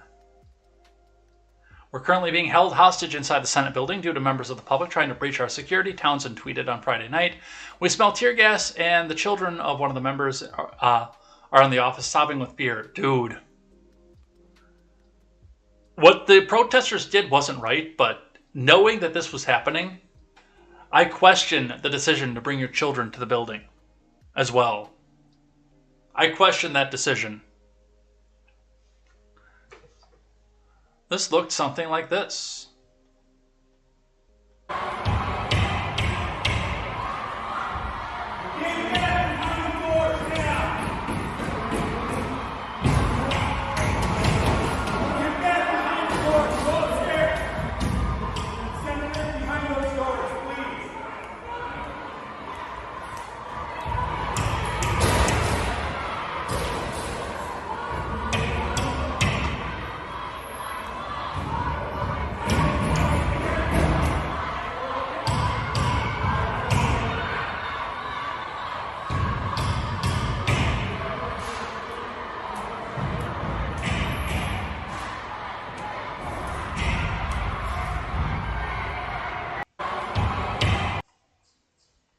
And all they need to do is play that clip, just juxtaposed against, where the hell is it?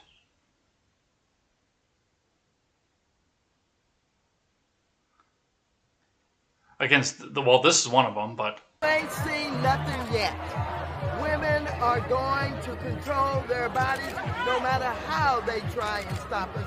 The hell with the Supreme Court. We will defy them. Women will be in control of their bodies. And if they think black women are intimidated or afraid, they got another thought coming. Black women will be out in droves. That and this one. Into the streets! Into the streets! Into the streets! Into the streets! Into the streets! Into the streets! Into the streets! Into the streets! Into the streets! Into the streets! So play that clip versus against this clip here, and the whole 1-6 Select Committee is done. It has no legitimacy anymore. This is inside the Senate chamber while this was all happening. Please listen, we are going to recess. We're going into recess right now, okay? We have a security problem outside. Members, please go, stop. We're recessed. We gone.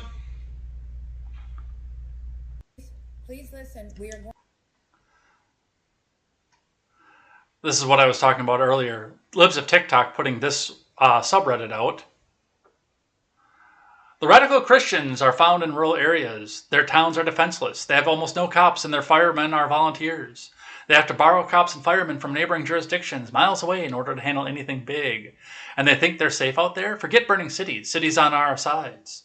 It's time for rural areas to feel the heat. You show up 100 deep in every rural town in a 50-mile radius intent on revolution, you'll crash their system and make them pay. And if you think I'm kidding, I'm dead serious. This was caused by backwards-ass rural conservatives operating out of Christianized worldview, even though if they're not Christian, they're heavily influenced by it. They were the ones who voted for Trump in 2016, those disillusioned, redneck, white trash, blue-collar, to quote a country song, types who flipped massively for the GOP, punished them, punished their towns. They say BLM burned our cities to the ground. I say let them see firsthand what it's like when a community is truly burned to the ground. They want a civil war. They should have been careful what they asked for and voted for. I'm not the organizing type. This is the best part. I'm not the organizing type, but maybe someone who is can organize that. Start in a certain state in the Midwest called the South's middle finger to America. It's literally what the South would have looked like if it wasn't reconstructed.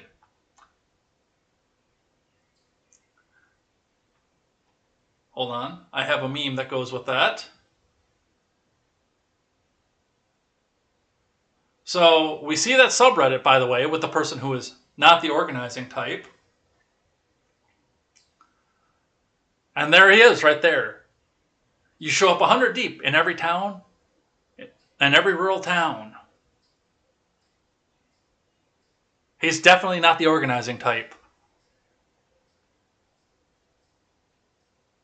Now, as I said, for those of you who look at this and say target practice, I do want to remind you, that is what the people who are the FBI agent wants.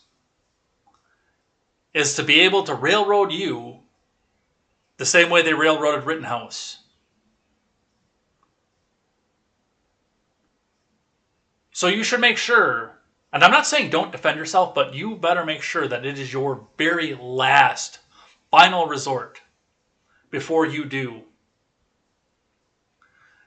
Because that's what they want. The people that are organizing this, not the organizing type, doesn't care about rights. Again, I'm guessing that this is an FBI agent, a government agent, somebody in there who wants to see a rural right-wing rednecker kill a left-wing protester because that cements their power. That cements their power. They don't care about that person's rights. They just want that person's body to be splattered across the ABC News and a right-winger standing over the top of them with a shotgun raised up in the air. That's the clip that they want.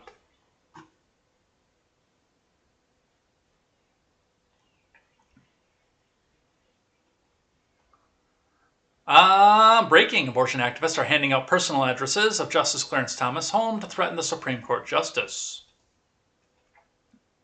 Why are you assaulting a justice and going to their house? Don't you feel like, yeah, you are. That goes against the republic and the system.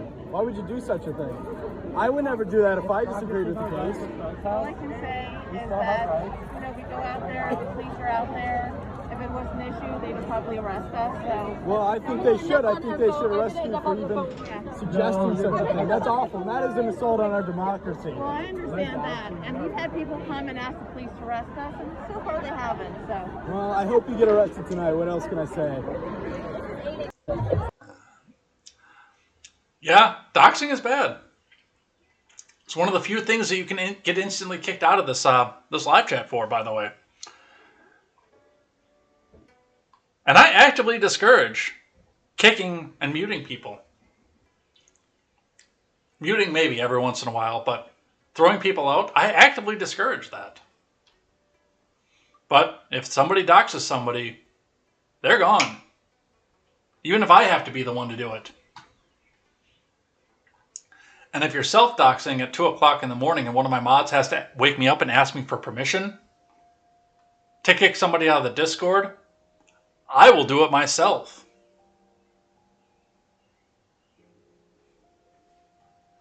A socialist Reddit group posts home addresses of Supreme Court justices discussing hunting them down at their churches. TikTok user hints at using pipe bombs in retaliation to Roe v. Wade reversal. One of the top posts in socialist subreddit featured in the addresses of Supreme Court justices that voted to overturn Roe v. Wade, which is, by the way, against Reddit's terms of service. The Reddit users in the anti-capitalist group discussed hunting down Supreme Court justices at their churches and possibly sending them mail bombs. The alarming threats were made in the r/Workers Strike Back, a self-described leftist anti-capitalist socialist subreddit that's dedicated to supporting worker strikes, protests, and unions all over the world. address the obvious problems related to an average worker's workplace, offer advice to fellow workers struggling with their workplace problems, and mock or satirize any kind of anti-worker sentiment. The Post broadcast the home addresses of Kavanaugh, Thomas, Roberts, Alito, Barrett, and Gorsuch. At the time of publication, the Post doxing the justices has been allowed in the subreddit for more than 22 hours. What is most concerning is the Post received nearly 27,000 upvotes in the online socialist community of 97,000 users.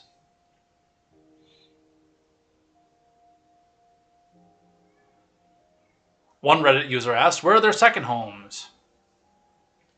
Find their churches. The area they live in is super wealthy, and they all definitely are part of the local bloated churches. Find their churches. They can never be free, because you can track them when they're home by when they go to their local church. Socialist mailman here. Please don't send anything that could hurt your mail handlers, the Redditor wrote. Accidental tearing happens to mail all the time. I would encourage more direct action at a time like this. That's a call to action.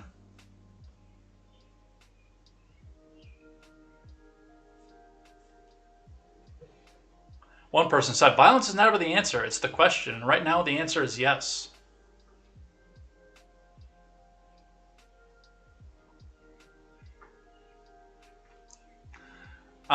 This is outside the Supreme Court.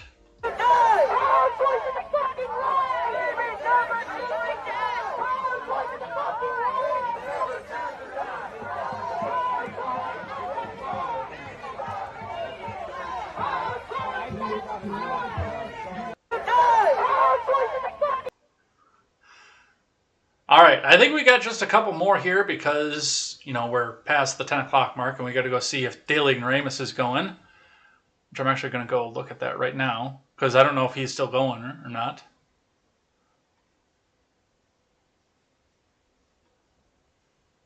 No, he's not going, so we're going to go for a little bit longer yet. Since we've got the articles.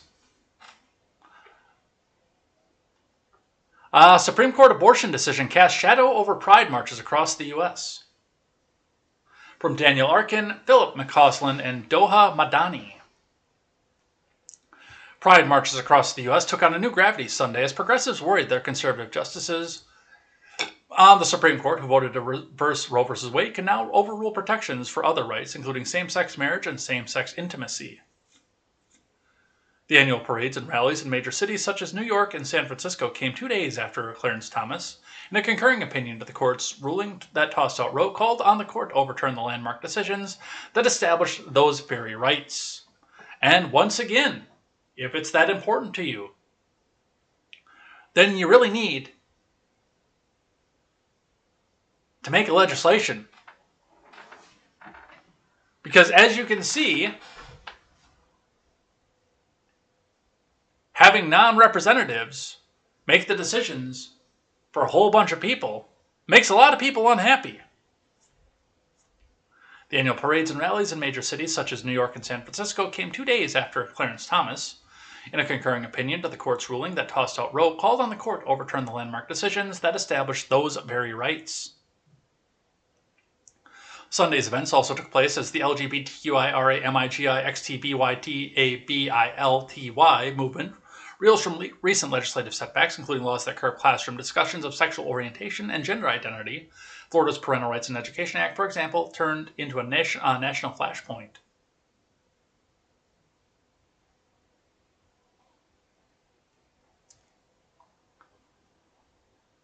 All right, 2 more on this, and then we will move on to something else. Pro-abortion women threaten sex strike over Roe v. Wade reversal. Pro-life Americans point out the major flaw in liberals. Abortion ultimatum. Your terms are acceptable. From Paul Saka. Hey, maybe, just maybe, if you want to have sex with somebody and you're worried about getting pregnant, you should have possibly a state contract with that person that requires that he provide for you, that your finances become one and the same, that you join and file your taxes together. for the life of your child and hopefully beyond. What kind of contract would that be called, by the way?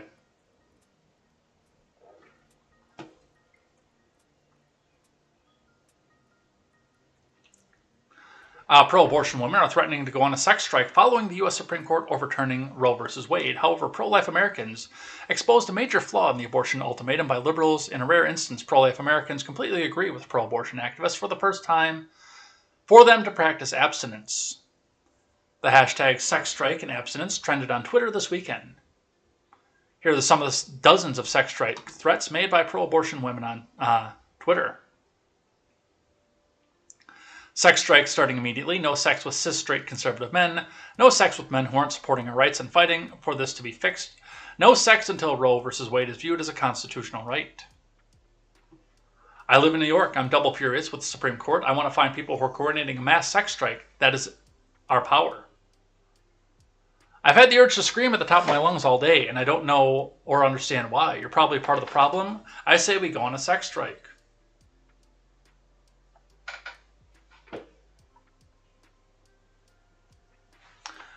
However, pro-life Americans pointed out why the sex strike proposal completely backfires on liberals. Do all these women who say they're going on a sex strike realize that they've now solved their abortion problem?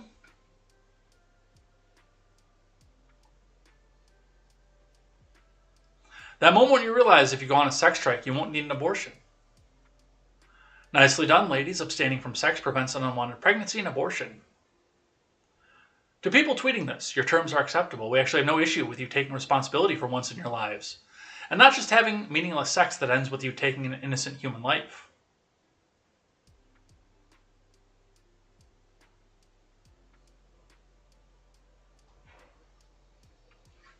I'm wondering if these ladies recognize that their pro-choice abortion husbands would be the victims, while the pro-life husbands and wives could protest this movement by simply having sex.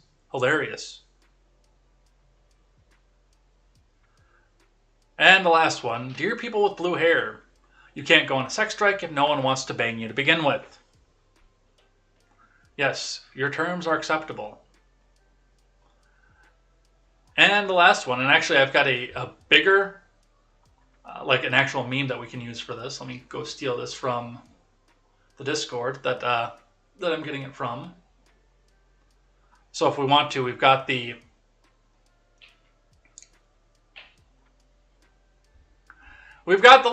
list right there of the people who are doing this. And by the way, these are all million-dollar multinational companies, just so you know. These U.S. companies will cover travel costs for employees who need an abortion. From Claire Duffy and Jennifer Korn. This is not the flex that the anti-capitalists think that it is, especially given the fact that they have this entire bent of being against big billionaire companies.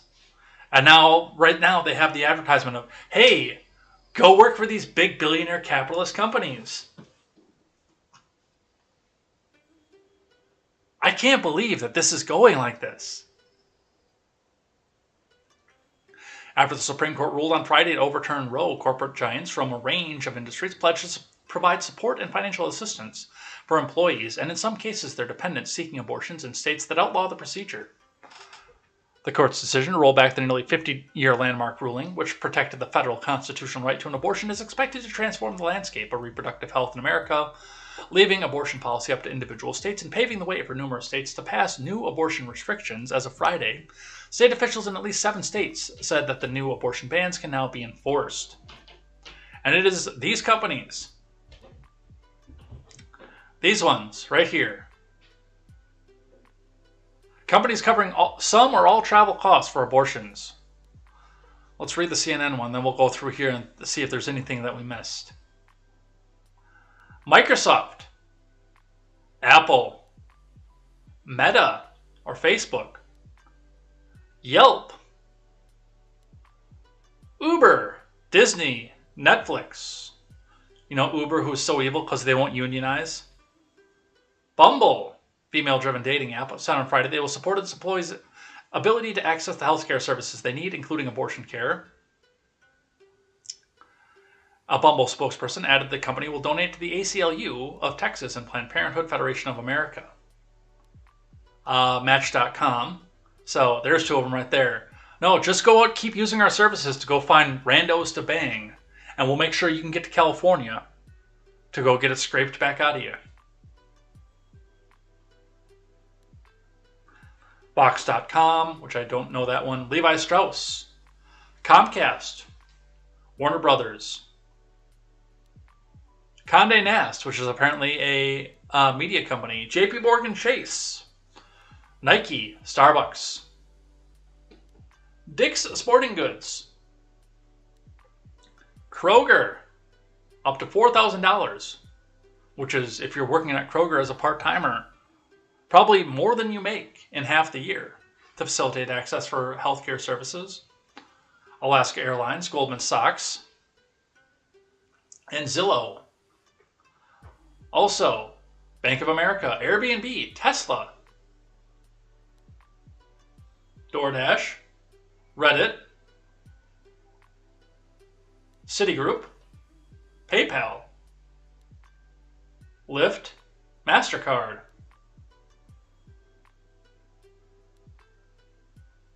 And all that I see when I hear this, let's get the meme up here instead of just looking over in the Discord that's over in my right window, or in my right screen. All that I see here is, oh no. Just hurry up and, it's great that you had so much fun over the weekend. Hurry up and go to a state and go get it taken care of and then be back to your desk on Monday. This is not the flex that the left thinks that this is.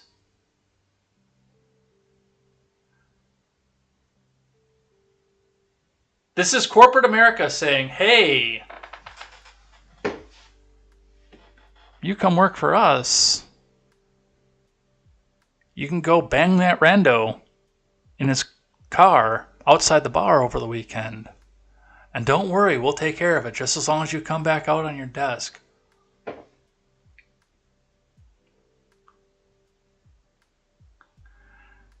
This is literal corporate greed right here. Your family and, yes, your health doesn't mean anything to any of these big, nameless, faceless corporations.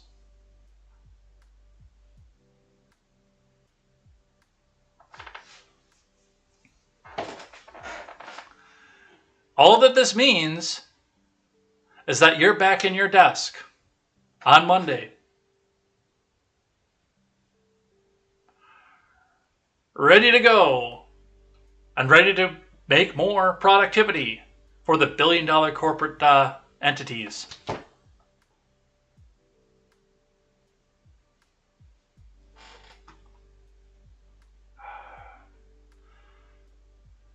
And they say capitalism is dead. All right. I think we got through all the abortion stuff.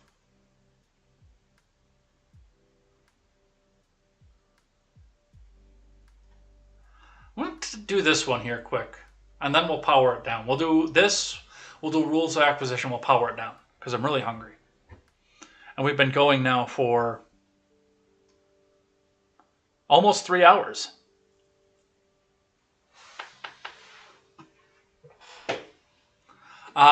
You're Not My Lawyer, Bill Maher breaks down exactly why Americans are fleeing the left. Well, a lot of it's this. Comedian Maher explained during his show on Friday why he believed the Democrat Party was hemorrhaging voters, and said that it all came down to the fact that people needed better lawyers. Maher listed several policy positions that the Democrat Party has pushed in recent years, from illegal immigration and universal income proposals to education and student loan forgiveness, and explained how their positions were actively driving people away from the party. So let's listen. And finally, new rule: if there's one thing the Johnny Depp trial proved, it's that in this world, you gotta have a good lawyer. I won't rehash the gory details of the case, but there were some bad stumbles on this side. While conversely, thanks to Camille Vasquez, Johnny's name has been cleared, if not his bloodstream.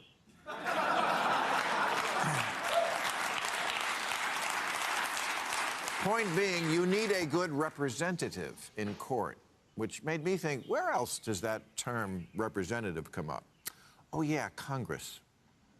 You see, in the American political system, the people are represented by two separate yet equally stupid groups. The Republicans, who normalize constitutional crimes, and the Democrats, who pit identity groups against each other. These are their stories.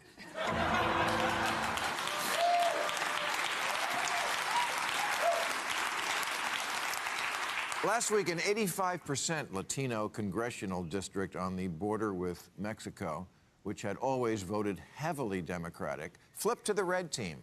And the campaign manager for the losing Democrat said, "We gave up a reliably Democratic congressional seat for no reason at all. We deserve to know why." Well, aside from your terrible attitude, I'm going to tell you why. Because these voters stopped seeing your candidate as their lawyer. That's why. Their message to you was, I'm an American now. I'm here. Be my lawyer, not the lawyer for the migrants showing up in my backyard. Every month I see a new poll reporting how much Latinos despise the woke term Latinx. It's about as popular with them as a reboot of Speedy Gonzales.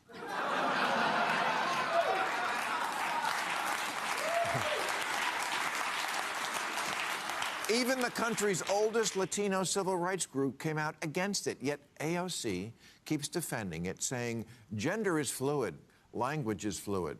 Yes, and Latino voters are fluid.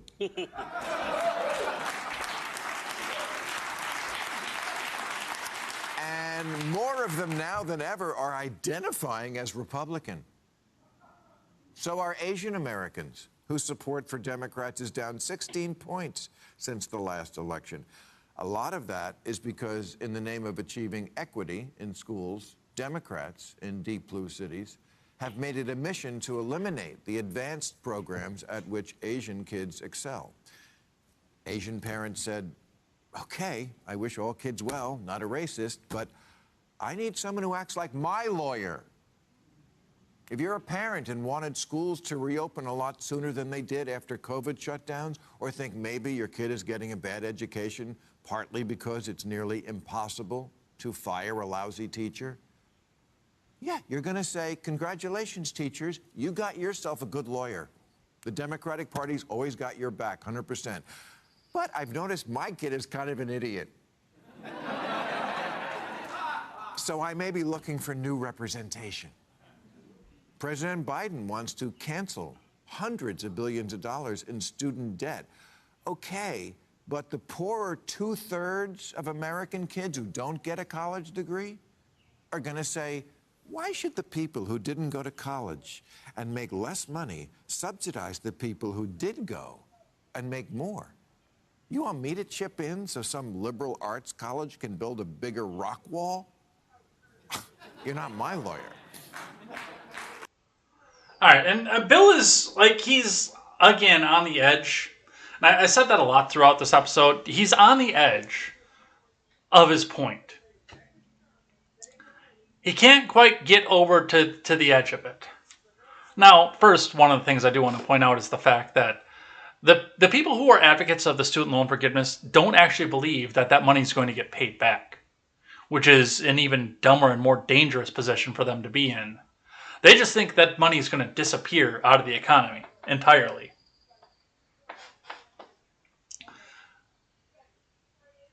But Bill is right. It's the fact that it's the equity that they keep talking about, not just the equality, but the equity that the left keeps talking about. It's equality by making things worse for the bigger producers, to bring us back down and appease the lowest common denominator. It's just like with the people across the border. Oh, hey, well, these people, they're gonna deport you if you don't vote for us, if you don't tell your kids to vote for us. They hate brown people. So vote for us, otherwise you're going to get deported. which plays well to like a first-generation immigrant or a person who actually has to sit back, who is a U.S. citizen, who has to wonder if his or her parents are going to be there when they get home from school every day. But when you're a third, fourth generation Hispanic descendant who is deeply Catholic, and yes, that does play a role in what we're seeing here too, who is deeply Catholic, who doesn't believe in the homosexuality and the abortion things that are trying to be pushed out, and they don't have to worry about the deportation side of things because, yeah, maybe great-grandma gets deported if she's still alive, but I have nothing to worry about. I own 17 car washes across the Texas area. I'm a good, hardworking business person. Why are you trying to play this identity to me for something that hasn't affected my family in 4 generations?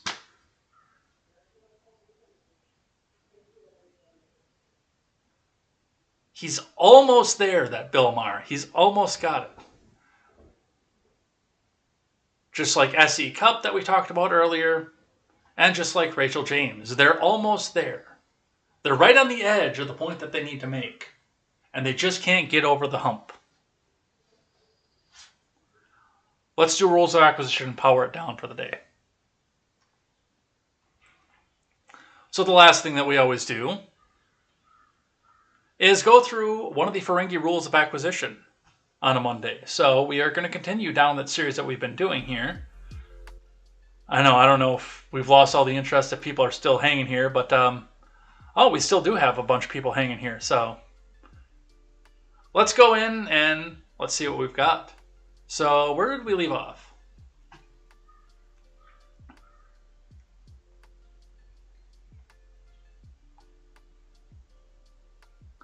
We are on the 88th rule of acquisition. We just finished off with the 87th, learn the customer's weakness so you can better take advantage of them. That's Capitalism 101.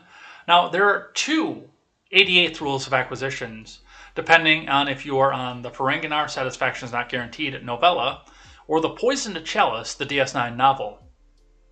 So we're going to start with the one from the novella that says the 88th rule of acquisition is, also to quote the great Mark Twain, "It ain't over till it's over." And that is something that we need to pay attention to in all of our business transactions.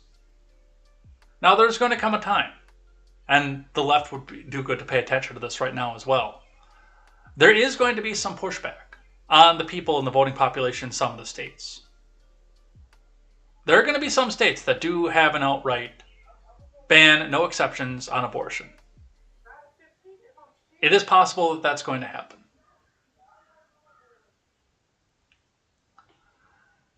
But I would say again, before the end of 2023, a lot of the ones that had either, like my state, a full-on ban from 1849, or even ones that went out with a trigger law, are going to get enough pushback from their citizens that they do come back out to a compromise. 6 weeks, 12 weeks, 24 weeks, etc. This is not a thing that's over. The ruling is over. The federal supremacy is over. And now you have an opportunity to go back out and rally to your elected officials, to your leaders, and say, okay, this is what we want, and this is what we are going to put you in, insert state capital here, for.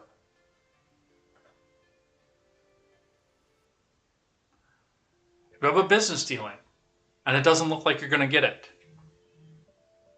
and then all of a sudden somebody comes back out here and says, you know what? I checked the numbers, I looked at everything, and you really are the best price person. You can either give up dejected and not answer the phone when that person calls back, or pick it back up because it's not over till it's over. It's not warrantable to come back out. It's not advantageous. It's not anything to come back out and admit defeat as soon as something doesn't go your way. Persevere. Go forward. Work for the things that you want. I mean, realistically, what did we see with Kavanaugh? Almost immediately after Kavanaugh was confirmed, before Barrett was confirmed, a case came up challenging the legitimacy of Roe versus Wade to the Supreme Court. And Kavanaugh, along with the other 5 members of the court, the more liberal members, or the other 4 members, the more liberal members at the time, declined to even hear the case. We could have looked at this and said, okay, well, abortion is settled. Trump put up cuck justices for the people who are celebrating this right now. But another case came forward. It had a more constitutional and more sound footing.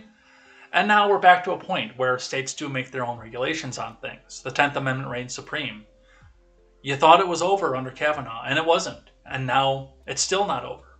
Now we can still progress and go and bargain and work together and figure out what is best for this country. And what is best for this country is probably not what I'm going to support. But now we can come together and make it a more democratic process. So, the 88th rule of acquisition. It ain't over till it's over. That's what we see off of this. And we're going to head out of here for the morning.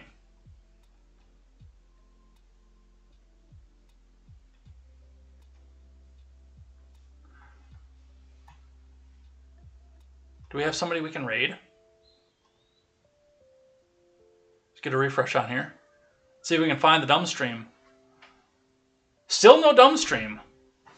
I wonder if he's taking the day off. I don't know. But I'm hungry. I'm sure that some of you guys are ready to go back off and grab some breakfast or some coffee or maybe some lunch for some of you guys over in the Eastern time zone. So let's head out of here for the day. Do I not have my outro music up?